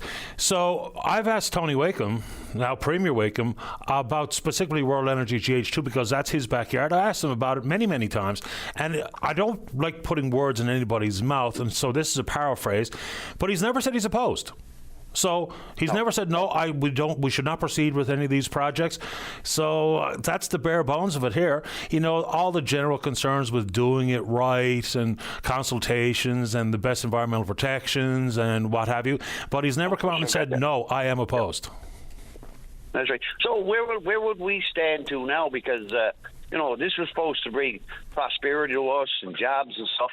Right now they can't even pay the land leases. So that's June, so that's 5 months later.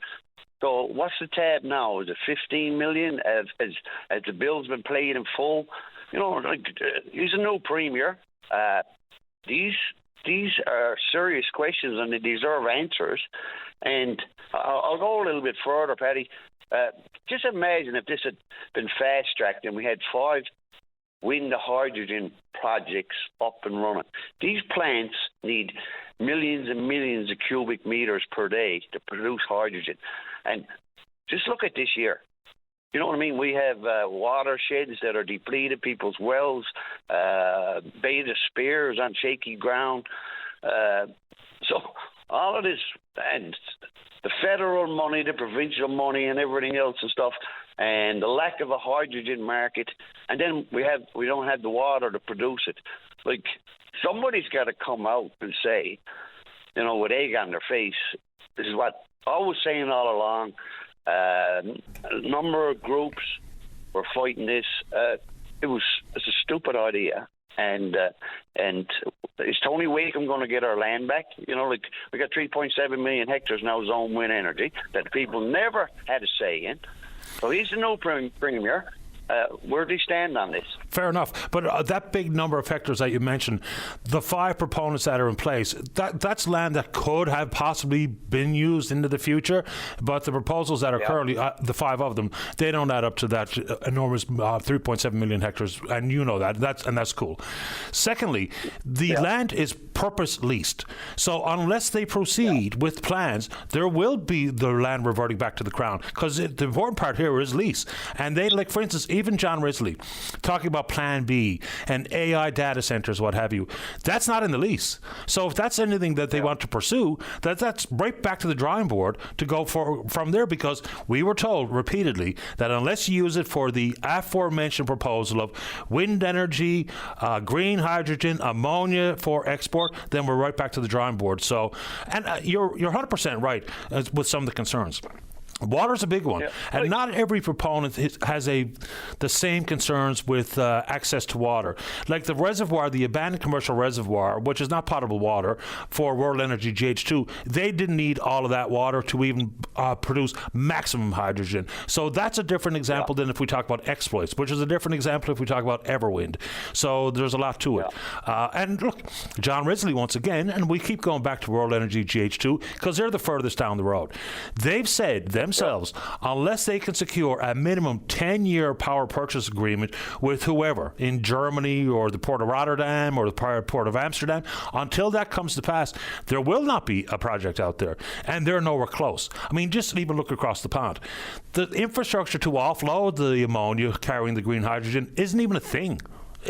There isn't any. So these things are a long way from coming to fruition if they ever do. That's right. And I think there's a fair question for our new Conservative Premier to answer is because I've got a cabin down in Indian Bay. I pay $200 a year on for at least granted land and stuff and that there. But I can tell you, I would have lost my land if, like we're $13.7 million. And as of 5 months later, is a good question to put to the Premier. Has that balance been paid or is it increased? And are these people going to close up shop and roll up their cords and call bankruptcy and this money we'll never ever get? And these are legitimate questions for a province that's $19 billion in the hole and haven't balanced the budget and God knows when. I'm happy to ask, no problem there. But again, like I mentioned, in the past when Mr. Wakeham was leader of the opposition and the member for Stephenville Port-au-Port, when asked, he never once told me he was opposed to these projects. So has anything changed? Don't know. Insofar as unpaid land lease fees, I have not seen or heard it reported that any of the companies have paid their outstanding balance, so I would imagine those balances continue to grow. But I'll try to get the answers for you, Mike, and for everyone else listening who has a concern on this front. Perfect. And I'll let it go with this, and I thank you for your time. Is if Premier Wakeham doesn't have any problems with this, well, maybe he can come out and explain why and the benefits and how this is going to work, because we couldn't get it from Andrew Fury or Andrew Parsons. It was just bells and whistles and green energy and renewable and all of this stuff, and there was never no solid business plan. But if Tony Wakeham was in favour of still leaving these land leases out and considering these hydrogen projects, well, as a new premier, I think he owes a good explanation to the Newfoundland people. I'm really like a good, detailed explanation, because I can't see him, and thousands of others across this province cannot see a business plan. They cannot see the longevity of it, the length of the wind turbines are 20 years. Everything is wrong, but it doesn't seem like anybody in government sees that. We'll see what we can figure out, Mike. Appreciate the time this morning. Appreciate your time too, Paddy. Have a great day. Very same to you. Bye-bye. All right, so there was a stretch of time there where the bulk of conversation in my email inbox and on the air here was about these wind projects. There's a couple of differences between all of these proponents. And again, there's a reason why the focus becomes World Energy GH2 and John Risley. Number one is Mr. Risley himself. I mean, his history here in this province and in Atlantic Canada just made that proposal a little bit more notable. And of course, it was the first release from an environmental assessment. And then things like Pattern Energy out at the Port of Argentia. Their phase one didn't have to involve Crown lands. There was environmental concerns, but they didn't need Crown land because they had the land for phase one of their particular proposal. So I guess that's why they're all created just a little bit differently. Just read an email the last break before I came back and started to speak with Mike about Chris d'Entremont, who crossed the floor. The question is, if number one, is it allowed? And the answer is an easy one. Yes, it is. Secondly, do people think that there should be an automatic triggering of something like a by-election, which costs a couple of $1 million, to address when one elected member, whether it be provincially and or federally, decides to cross the floor to join the governing caucus? I don't know. It's been long the prerogative of the politician. Does that mean it's right or wrong? I'll leave it up to you. And we can't pretend that this is the first time it's ever happened and it's all just, oh no, for the Conservative Party. I mean, the Conservatives were on the receiving end of a Liberal forecrosser in 2018. And it was a big deal because they were trying to break through a little more in the Toronto area, exactly where that member was a member of Parliament. Let's take a break. When we come back, raising the queue to talk hydro, then you. Don't go away. Welcome back to the show. Let's go. Line number 1, and good morning, Ray. You're on the air. Yes, Paddy. I was just calling up to talk about the ratepayers and Newfoundland Light and Power. Sure. And it seems like we got a worse deal as ratepayers than Quebec and Joyce Smallwood had with Brinko way back when. Like, you only got a handful of ratepayers here on the island, and a bulk of the energy, I do believe, is being sold out the back door to Quebec. And I think they got many, many more ratepayers than we do, plus the Eastern Seaboard and parts of the states are also getting hydro. And if all the ratepayers had to pay an extra couple of cents towards that massive project down there, then this burden would not be put on us to be paying such a high rate as we're paying. It's scandalous for this to be happening. I think that fairly soon we're going to get another hike in the rate, and I think it's most unfair and unjust. And I think that you get a number of I would hope that you get a number of callers on this issue, because this is outlandish. And I'd like to thank you very much, Paddy, for your time. Ray, I want to make sure I understand where you're coming from here. What was the thought about Hydro-Quebec, or how much power Hydro-Quebec is getting and how they export power? I just want to make sure I understood. Like, I don't know how much Hydro-Quebec is getting, but aren't they getting the lion's share of the hydro out of Quebec? Like, Newfoundland, Labrador don't use up as much hydro as Quebec is getting from them, I don't believe. No, you're absolutely right. If we're talking about access to power at the Upper Churchill itself, then we have access to about 300 megawatts in the Labrador Recall block. Part of the MOU is to see that quadruple to around 1,200 megawatts, but that's over the course of decades. That's not right away. And that includes some of the power coming from the expansion at the Upper. So that's how it's divvied up at this moment. In the meantime, how much is Quebec getting? How much hydro? Well, just short of 5,000 megawatts. Yes. Now, all their ratepayers, if they got a hike and they put the money towards this 15 billion or however much it costs, and give us a little bit of a break here, wouldn't that be more fair? Sure, but I think that's going to be a political decision. So let's just opine that this arrives at some sort of definitive agreement, whether reflective of the current MOU or better or whatever. When the money comes, it'll be a political decision about how to spend that money. So if some of it's used to stabilize our hydro rates, because remember, we're already spending billions of dollars between now and 2030 to keep the rates at 14.273 cents with a predictable annual increase of at least 2.25%. So what happens after 2030?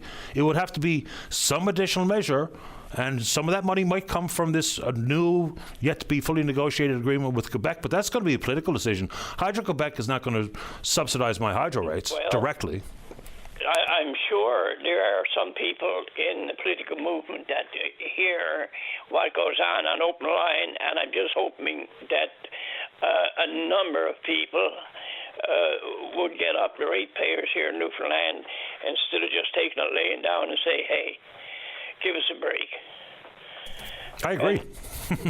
I thank you very much for your time. I appreciate yours, Ray. Thank you, sir.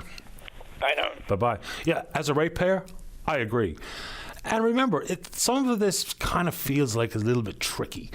So the last increase we saw was the predictable July increase, the stabilization rate, and the 7% increase. You know, there would be way more focus on that PUB allowed increase, based on applications, of course, from the two utilities, is if that was in the winter it would have a bigger impact, and consequently, we'd be talking about it a lot more.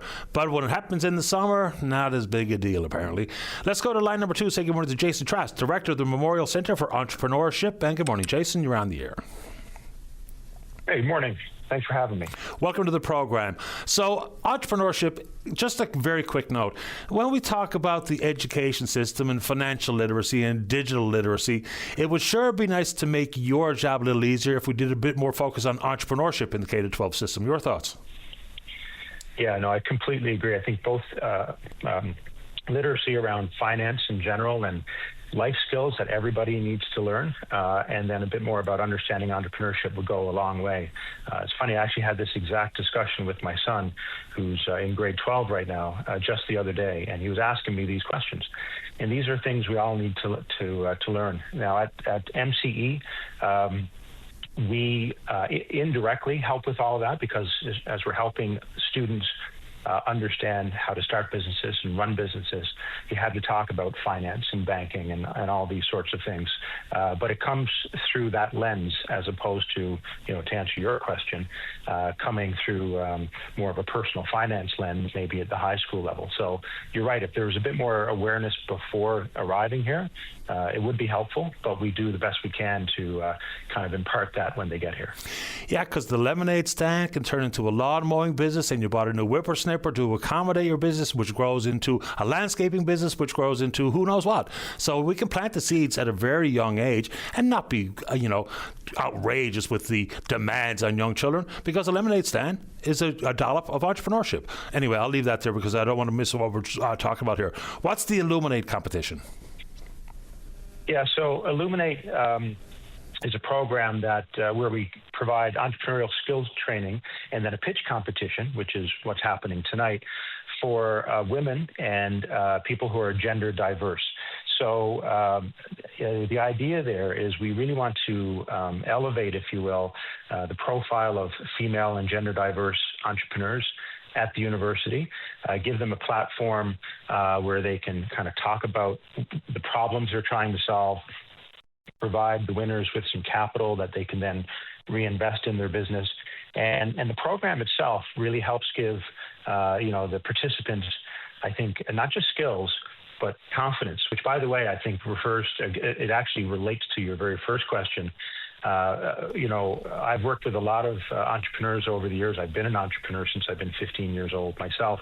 And when you're younger, and this doesn't just apply to entrepreneurship, but when you're younger, one of the things you lack in most cases is confidence. And that usually comes from a lack of, it's fear of the unknown. And so the competition tonight provides people with a lot of things, but I think the entire Illuminate program, like a lot of our programming, helps all students with confidence as well, which I think is an underpinning quality that you have to have if you're going to be an entrepreneur. To that end, when you try to offer guidance to young entrepreneurs, do you start with planting the seed of confidence with the elevator pitch, then to grow into the more comprehensive pitch?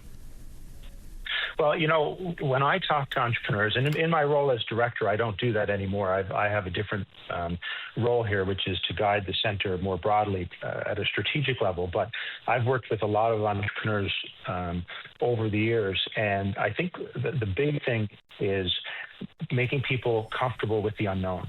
And if you can be comfortable that, you don't know everything, you're not supposed to know everything, then they can start to feel more confident.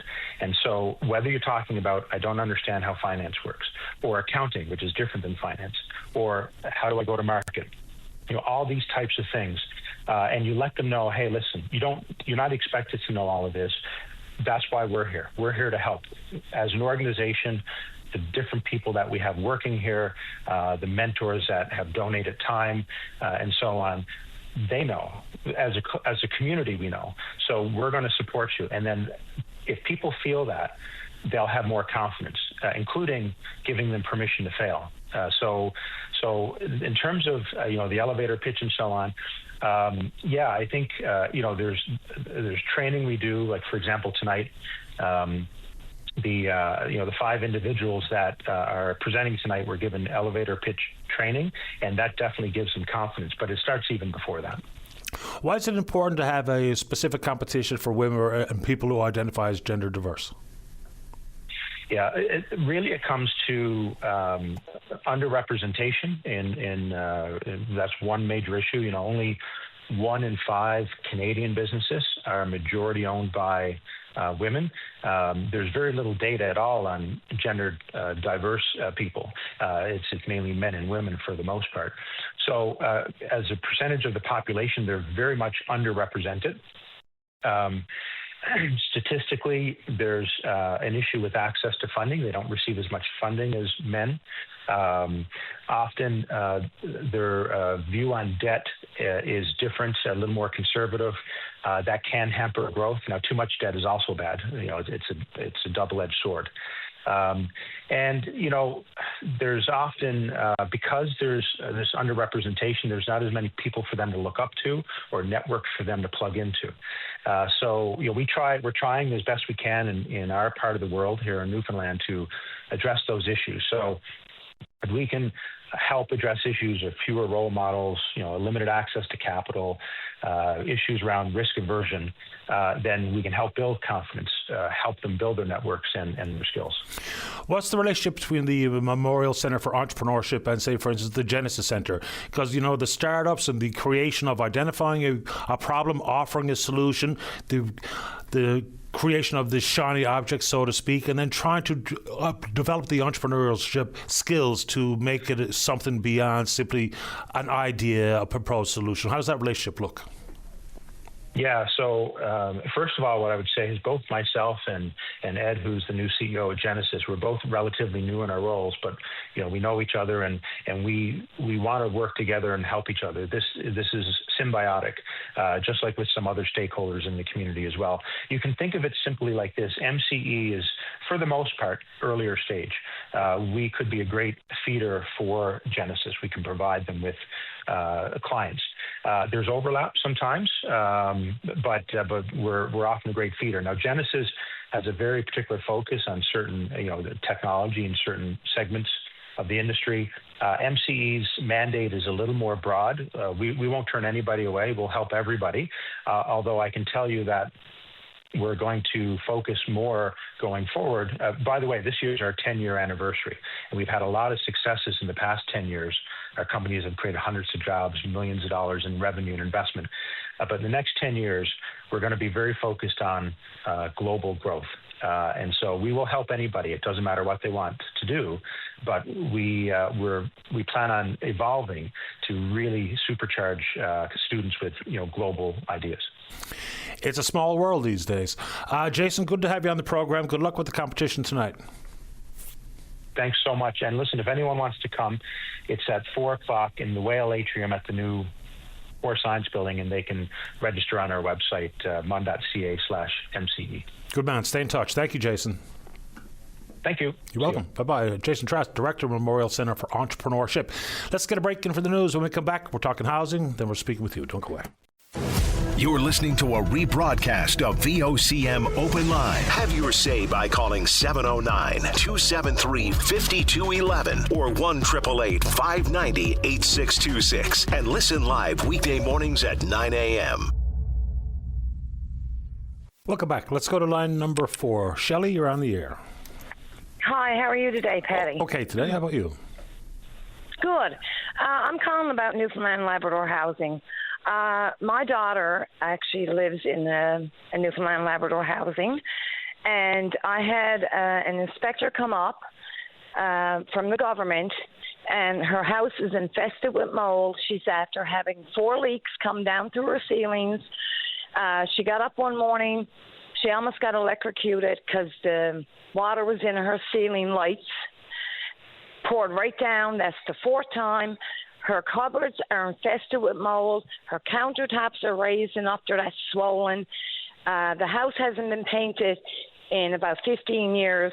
The doors in it are about 70 years old that are shellacked, and the flooring all has to come up, the government says, the health inspector. So I've been after housing for months and months and months. Oh, they're going to come up and do this, they're going to come up and do that. Nothing has been done. My 2 grandchildren live there, and they're severely sick. One is deaf, and she's always has a severe cough. I know from experience with mold, I almost died myself. I was on life support for 2 months and intubated. So I know how severe mold is. And mold grows. Mold don't just stay in one spot. Mold grows.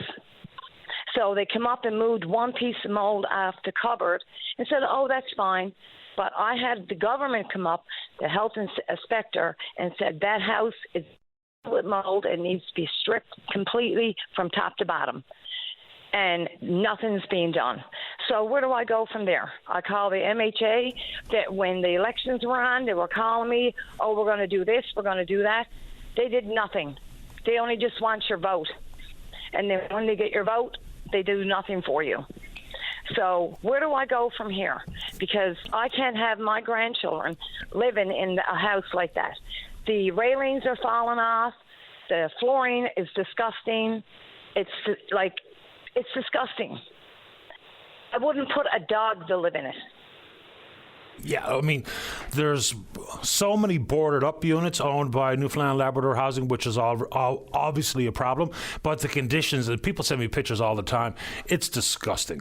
I mean, on one hand, it's disgusting. It really truly is, especially when we're talking about mold and the black mold pictures that I see. Man, oh man! So that's exactly what's in my daughter's house: black mold. Absolutely, and I've seen countless pictures of it. So, on one hand, the government knows about this. I mean, they actually have inspectors. They have tradespeople that see the pictures as much as I do. They get the calls, they get the emails, and they don't do anything about it. And so what happens? If someone has long-term exposure to black mold, what happens then? They get sick. You get sick. I ended up myself support for 2 months, my lungs hemorrhaged and everything because of mold. So, I have 2 small children. One is deaf, and one is, she doesn't have any special needs.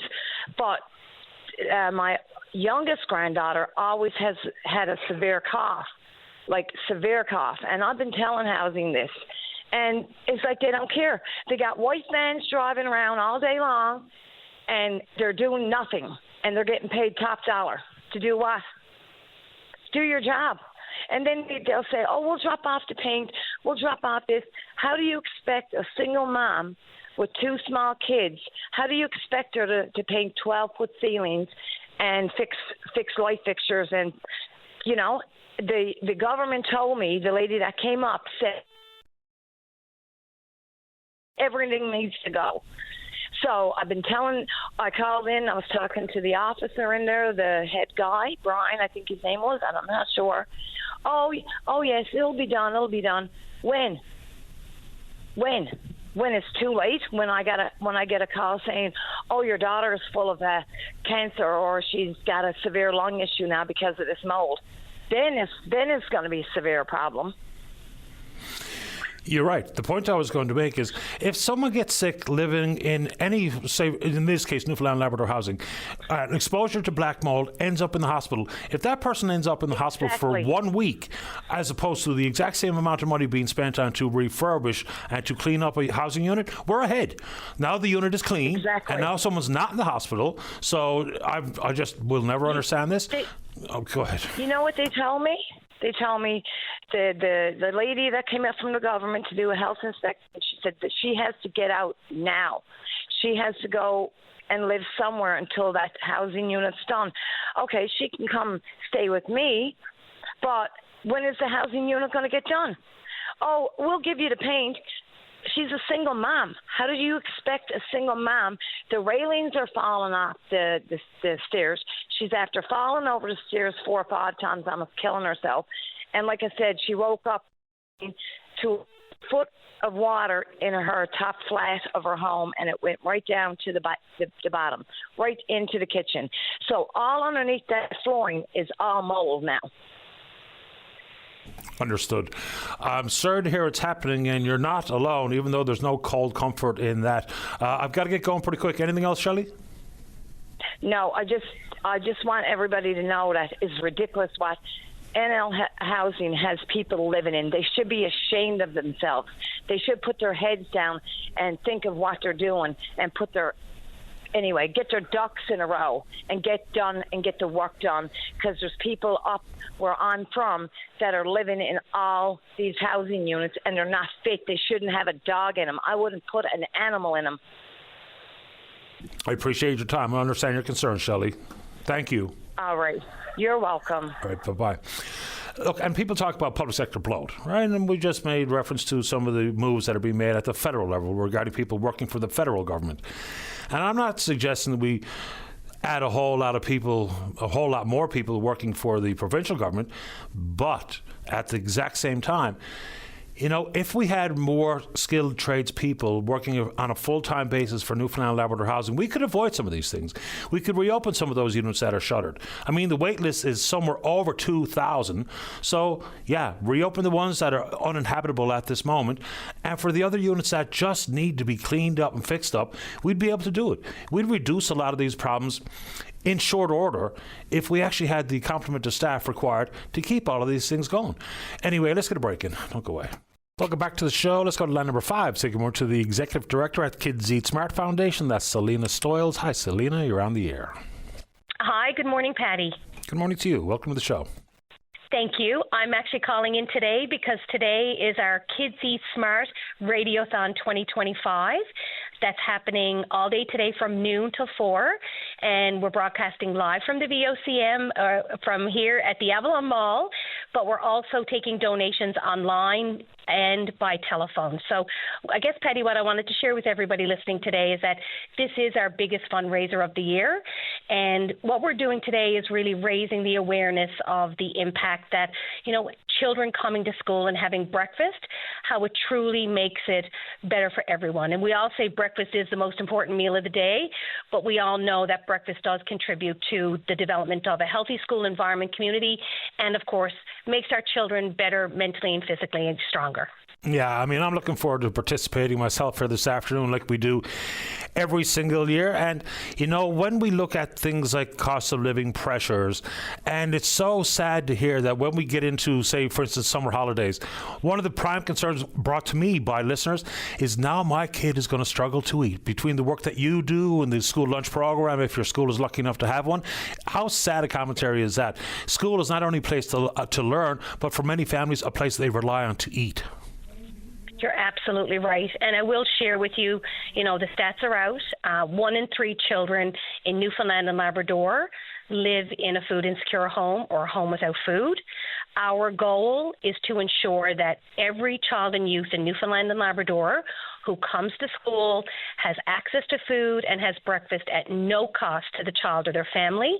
And the only way we can do this is through the support of our partners, our donors, our volunteers in our school and our school community. So really today, Patty, our radiothon is about an ask. It's about anyone who's listening, and if they're able to support our breakfast clubs in Newfoundland and Labrador, that they can actually donate today. And you can actually donate it to your local school where you live, work, and play in Newfoundland and Labrador. So you're supporting your own family and friends and children or grandchildren who you may have.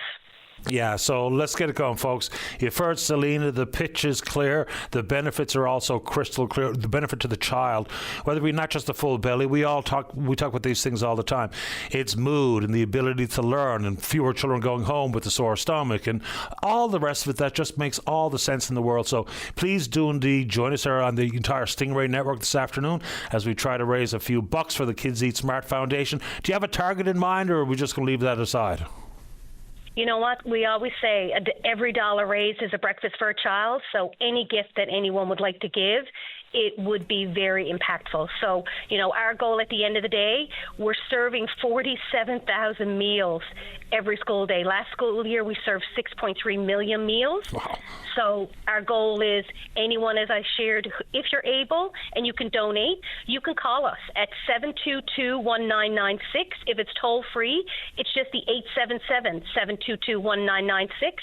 And I will share with the listeners, we are hearing that with the power outages and with the weather, which is all on everyone's mind, that there are some technical issues in certain parts of Newfoundland and Labrador. So call us. We are here to answer the phone, take your donation.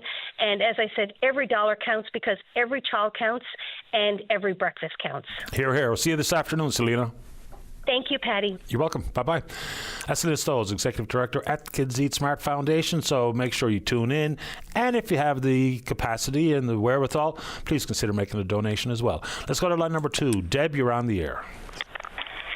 Good morning, Patty. Hi there. Just a minute, I turned off my radio so I don't interfere. No problem. I'm calling to throw a brick at Terry Hall and whoever else is responsible for shutting down the schools. We've been told all week we're going to have this bomb, not a storm, a bomb. And what did the schools do? Kept the children in there, and at the highlight of the storm, sent those children out.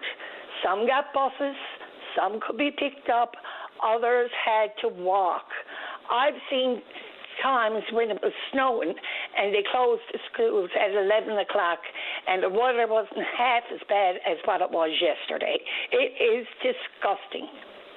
Yeah, I'm just trying to recall exactly what the timeline looked insofar as how nasty it was come 2:30, 3 o'clock. Was it really bad at that time? Honest to God, I can't remember. Oh yes. Was it? Oh yes. Okay. My grandson came from the bus and he had to walk about 4 feet to get to the car, and luckily you had to hold on your car door, you didn't lose it. And he was drenched right through to the skin. So how are these children that had to walk home? And the winds, especially the younger ones, that take you right off your feet. Yeah, I mean, certainly later on, come supper time, it wasn't fit for man or beast outside, no doubt about that. And and at lunchtime or when they got out of school, the heavy, heavy rain and the wind, I know, I was out there picking up children. It was disgusting. Yeah, and I hadn't really given that a whole lot of thought. But, I mean, for those who are in those decision-making positions, sometimes it really comes across as damned if you do, damned if you don't. Just think about some of the winter storm forecasts that maybe don't even become very stormy, and the kids absolutely should have been in school, and they weren't. And the exact same opposite happens sometimes, too. So I don't know what the metrics is when we're looking at wind and rain. We all have a base understanding of what, winter storm decisions look like. But the wind and rain yesterday, I certainly didn't want to be outside, and so I can only imagine if I was a little tyke trying to make my way home. Yes, it was ridiculous. I mean, they're saying, we're going to get a snowstorm, we're going to get this much snow. But all week, all we've been hearing about is the bomb we're going to get. The bomb. Did they even take that into consideration? Or if they sent the children to school, why didn't they do like they do when the storm picks up? Send them all home 11 o'clock. Yeah, I guess they could have, because you're right. We were talking about what was coming for the entire 3 or 4 days prior. We knew it was going to be a nasty couple of days, and I don't even know how much it has subsided at this point, but hopefully it's over sooner than later. Yes, and I hope next time whoever's in charge of making those decisions, it's bad enough for the older ones, but for the small ones in elementary school trying to get home, if they got to walk, it's disgusting. I understand your point, Deb. I appreciate your time this morning. Thank you for calling. Thank you for taking my call. No problem. All the best. You have a good day. You too. Bye. Bye-bye. I mean, specifically in the winter, there are always, I'm going to just guess anecdotal evidence, is I get more complaints about when schools are closed based on forecasts than I do vice versa. Because, you think about it, there has been some days where schools have been closed because of weather, and the weather hasn't been exactly that bad. It can be uncomfortable to be out in the blowing snow, but when we see how many days are lost due to weather, specifically over the course of the winter, I don't know how many days we lose based on the stormy conditions we had yesterday, but I'm going to look back over the course of the years. I hear more complaints about, hey, why school closed today? It's not really that bad out. And, there's also a complication when we talk about knowing what the weather is going to be, or having a very good idea based on the most reliable forecast. Sending kids to school in the morning, just to have them come home at lunchtime, is also a major league nuisance for a lot of parents. It's easier said than done. It's one thing if you're on a school bus route, but if you're not and you rely on mom or dad or whoever to pick you up, nan or pop, then that becomes as big a problem as well sometimes. All right, let's check in on the Twitter box. We're VOC VOCM Open Line, follow us there. Email address is openline@VOCM.com. Our favorite is when you join us live on the air, just like Daryl, talk about the Upper Churchill. Angie wants to pick up on the conversation regarding mold in Newfoundland and Labrador housing, and then whatever you want to talk about. Don't go away. The Tim Powers Show. Join the conversation weekday afternoons at 4 p.m. on your VOCM. Welcome back to the show. Let's try line number 4. Daryl, you're on the air. Oh, hi, Paddy. How you doing today? Not bad, you? Oh, good. Thanks. Doing better than the weather, anyhow. That's the main thing. Doesn't take a lot. Oh, my. That's it. Paddy, what I want to talk about today is that Upper Churchill. I listened to a caller on your show there about 40 minutes ago. He was talking about our hydro bills and so forth. He made some good points. But, I got thinking, you look at the Muskrat Falls and the Upper Churchill, that's owned by the taxpayers. So why can't we get a dividend from that will compensate for paying your light bills or expenses in general? Because when you look at it, other groups are getting dividends or royalties, and I think they're working on the Upper Churchill one as well. And so be it. But why can't we get something worked out for us as well? Because we are taxpayers. Taxpayers own it. And give us a dividend or royalty, so that'd be money back to the people, which goes back to the economy, which they compensate for their light bills or any other expense in general. But there are dividends, so to speak. Dividends include water rentals, royalties, so the breakdown of CFLCO, Newfoundland Labrador Hydro holds majority share, of course, 65.8%, Hydro-Quebec 34.2%, so the dividend of water rental is minuscule, and that money does flow, but not directly to the provincial government coffers. My understanding, it goes directly to Hydro. Some of those they've foregone into the future with this so-called last bit of rate mitigation, but the shorter answer is we do. The problem with that is it's so small when compared to what Hydro-Quebec gets that it doesn't cover a whole lot of controlling my hydro bill. Right. No, you're exactly right. But my whole point is, where it's not is more or less funneled back to the hydro. But what I'm saying, what they're doing with other groups, Muskrat Falls or Upper Churchill, which, like you said, they're just working on, why can't we, as taxpayers, we own the asset, and we own Hydro, Newfoundland Hydro as well, but why can't that come to our household, like a dividend every so often, like is happening now, be paid to the household or a royalty or whatever? That's my whole point. Now, I think that should be something that they could work out with this Upper Churchill if or when they do work it out. But it's something to take a look at because, other groups are getting it and in the process of working on it. So as taxpayers, I think everybody should get something from it that way. Well, something to take a look at, Only ratepayers should get it, to be honest. Right. Yeah. No. That's what I mean, right? Whoever, that's the way it should be worked out. But I think it's something for Tony Wakeham and them to take a good hard look at, because this could make a difference to, like, the gentleman who was on your show there earlier and everybody from Newfoundland and Labrador. So I got thinking about it, and I think that's something that should be explored and take a good hard look at. Yeah, fair enough. And it's certainly not part of the current MOU that's being discussed. And this would basically be a political decision that into the future, if there was anything like that. I'm trying to remember the pot of money that is the general overpaying to Hydro. We get that little refund or rebate. I'd like to remember what that's called. Can't read it off the top of my head. But anyway, point taken and understood. Anything else you want to say this morning, Daryl? No, that would suffice there, and I think I'll just sum it up to Premier Wakeham and his team.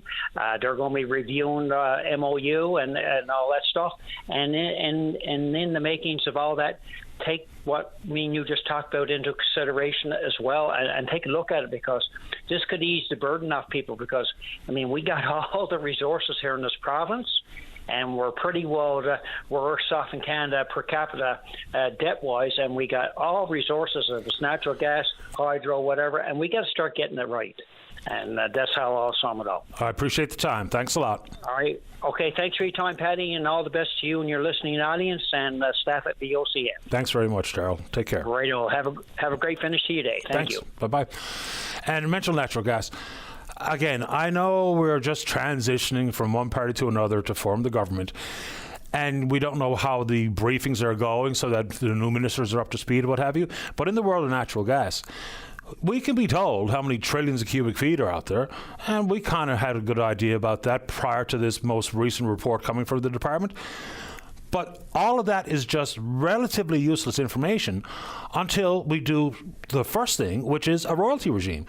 Unless the companies that are sitting on the natural gas reserves and are considering bidding at the CNLOPB land sales, of which, just reminds me, that's today. We'll hear results from that. Until there's a royalty regime so people understand the business model, nothing's going to happen.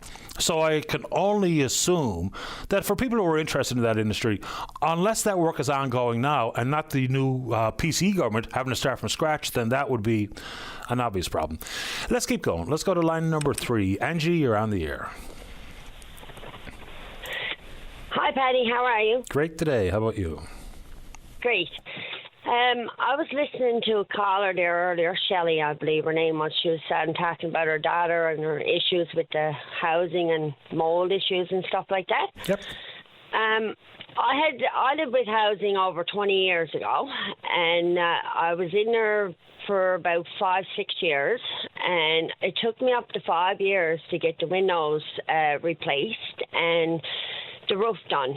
I had same issues she was having with water coming down through the light fixtures, it leaking into the windows upstairs. I went through all the roles of phoning government. I had the health inspector in, and I still couldn't get nothing done. My rails were falling off from coming up downstairs and all that stuff. And anyways, I turned around and I phoned the fire department. And I got the fire inspector to come in. And they did the inspection, and within 2 weeks, I had the work done. So I don't know if it would be just passing on a bit of advice for her to step up and call there. That might help the situation to get it moved along a bit faster. I know things have changed in the past 20 years, But yeah. Just on the end of it, that's what I had to do. I actually had to get the inspector to come in to give me something in writing so I could bring it over to the housing and get the work done. But I think, I'm trying to recollect back then now, I think they actually sent in the recommendation too, but they gave me something in writing there, signed off, because the water was coming in over the heaters. So it is a fire hazard, right? And where they have it coming down through their light fixtures, I mean, I don't understand why they're not addressing it quicker. Yeah, I'm not sure. It's a good question all the same. Just a couple of things. If I am moved into a housing unit and it's already in disrepair, and the rails are loose, or the mold is appearing, or the leaks are happening, that's one thing. But prior to that, I don't think this is unfair to say that if you are living in housing, you really should treat that unit like it's your very own, and to do some repairs and to keep it clean and to address things like before mold becomes a problem, to do what's required. Like if in our own home, to avoid it, you have to do all the general upkeep. And I know it's not yours into the future, like absolutely yours, but you need to treat it like your own. And I don't think that's unfair. You do your own fix-ups and whatever you can do there, but when it comes to that issue, like down in the basement down there, I used to have a problem with the windows with the water come in, and there used to be earwigs in it as well. So I had a big issue with trying to get, and the reasoning that they wouldn't replace them is because it was down in the well. The well windows that the housing has on with the well down in the bottom. And they said, where it's right on the foundation and the crack, where we're not going to be able to fix the crack. So I wasn't in there much longer after that, so I don't know really what happened with the house after, but I do know that the housing has updated them properties since I've moved out. They have been completed and fully redone. Right, so I know housing do their projects and stuff, but sometimes, when it comes to that type of issue with water coming in the roof, it obviously is something from that we as tenants can do anything with, because we're not, it should be turned right over to the housing for that issue, because to me that's a major problem, right? Absolutely it is. I appreciate the time, Angie. Anything else quick? No, that's it. I just wanted to that might help if she just passed on the information that way. I just wanted to see, pass on another person to talk to. Appreciate you doing it. Okay. Thanks, Angie. Thank you. Have You're a nice welcome. day, Patty. You too. Bye-bye. Okay. Hey. I'll get in some form of hot water for saying that, look, if you are eligible for, you qualify for, you get a Newfoundland Labrador housing unit, I don't think it's unfair for us to think out loud that you really do need to treat the unit better than many units get treated. Right? Is that unfair to say? I'm sure I'll take a few spots, but hey, c'est la vie. Let's take our final break in the morning. Don't go away. Welcome back to the show. Let's go to line number 1. Wanda Butler, you're on the air. Hello, Patty. Thanks for having me back again this week. Happy to do it. Thank you. Last week I shared how hopeful I was that with the new premier we might actually see some real attention to the family justice crisis. And I wanted to follow up on that conversation and expand a little bit by why that matters so much in our province. And I listened to our recording and I listened to something that you had said, and I wanted to touch on that. You had made a point about some of your friends. You had seen it in their face, the stress, right? Yep. And the burden of this process. And you made a comment about dividing friends, and that's such a real thing. It is such a real thing, and it's so all together. Because when we talk about things here, like cost of living, housing, and mental health, separation and family transition sits right in the middle of that. And so the mental health component, not having the support, losing friends, it's all a part of it. And that's why I just felt it's so important to talk about this, because we don't do anything until families are in crisis.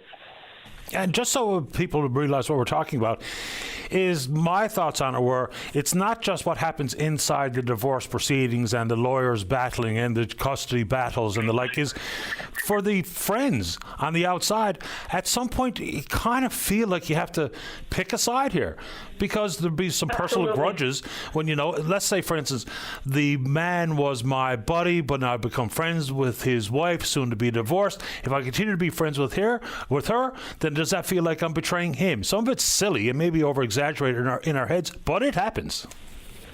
Absolutely. And emotions are running high in this situation, right? So people are feeling insecure. They're feeling like the world is all falling apart and they're losing everything. And if there's children involved and not being able to see your children and then you're losing your friends, it can have a severe impact. No doubt. So, and the thing is, here's the analogy I got. Imagine if in our healthcare system, you went to the doctor and the only option that you had for treatment was surgery. No matter what your medical condition, you go with nosebleed, that requires surgery. A headache, that requires surgery. The same system, that's the way our legal system, our justice system is set up. No matter how big or small your problem is in your family situation, court. No matter how much money, no matter if it's property, no matter if it's child-related issue, or if you're just fighting over the couch, court. And our people need more options, and they need more guidance on how can they avoid going to financial ruin by taking every single thing that they have as a dispute to the court. And so that's what I've been trying to do, is to get in there. I had one individual almost 10 years still trying to sort their financials and their property and divide the property. 10 years in the court battle. Lord knows how much in legal fees. But this individual has pretty much lost everything. And it's still not settled. It's still ongoing.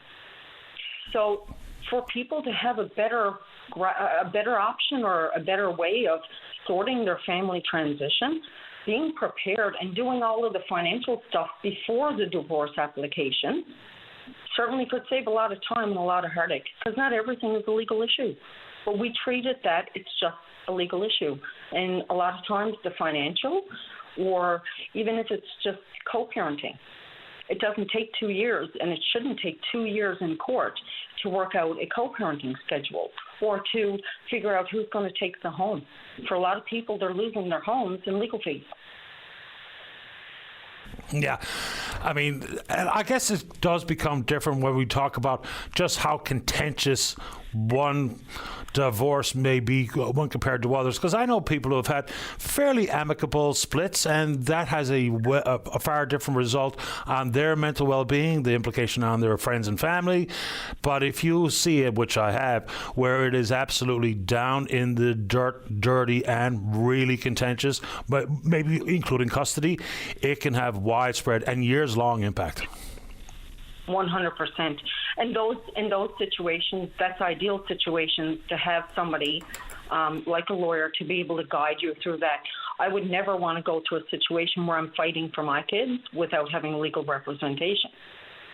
But if I'm trying to figure out how to divide my credit card debt, for example, then it seems redundant to pay a lawyer $350 or $500 an hour to have them go through your credit card statements to figure out how you're going to divide the credit card. Yeah. That's the things that I think could probably be taken away. And then if the courts were opened up, then the contentious issues, then the child-related issues, and then the supports for people that are really struggling with custody issues, and those help me, I need help, they're going to get the help. But when we're spending 2 to 3 years fighting over the contents of a house in a court system and $50,000 in legal fees, there's got to be a better way. Yeah, when the gravy boat you got as a wedding present becomes the linchpin for an argument that lasts for years, then boy, oh boy, I'm sure glad I'm not in that predicament. Anything else quickly, Wanda, before I take one more call? No, I just appreciate your time. And like I said, I hope that anybody going through this don't end up, being financially distressed and distraught about it, and just treat each other with kindness and try and see the higher road. I appreciate this, Wanda. Thanks for calling. Thank you for having me. You're welcome. All right. Bye for now. Bye-bye. All right, final thoughts go to line 3. John, you're on the air. Good morning, Patty. Go Blue Jays. Anyway, before I speak on what I want to talk about, I'd just like to say I really feel terrible for the people of St. Mary's this morning as well. Big loss to the community when they lost their fish plant last night. Terrible. Anyway, what I wanted to talk about, I'll try to be quick because I know I'm your last caller there. Last night I was watching a news story on the NTV News. Now, I'm a big backer of the seal hunt. Anyway, they had a news story on last night about how Memorial University through the Marine Institute just did a 5-year experiment on why the cod weren't building back the way they should.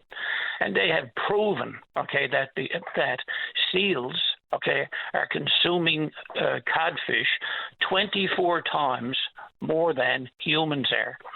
Anyway, during that story, they had a picture on the TV that went all over the world of 2 seal fishermen walking on the ice towards the seals. And one man very clearly had a hack-a-pick in his hand.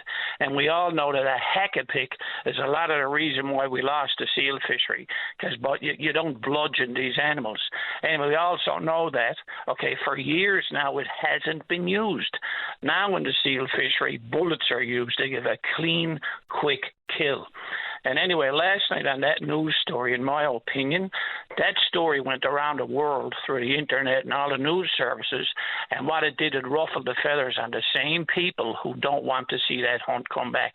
I think the NTV News should be more careful, or any other news agency, when they're talking about that seal hunt. That was a false picture they put on there last night, and the world saw it, and the world believes that they're still being used. Yeah, I mean, I didn't see it, so I can't comment on it, but people have been bamboozled here, brainwashed. I mean, it's easy enough to see a very cute white coat and on a blood red ice, and that sells it very, very easy for people to hate the seal hunt. That's right. But it's a well-regulated, right. Number one, we don't take white coats. Number two, hack-a-picks aren't part of it. People aren't on the ice with baseball bats. It's a carefully regulated, humane hunt. Where do people think all their hamburgers come from? Or their hot dogs? Or their chicken breasts? I mean, seriously. Yeah.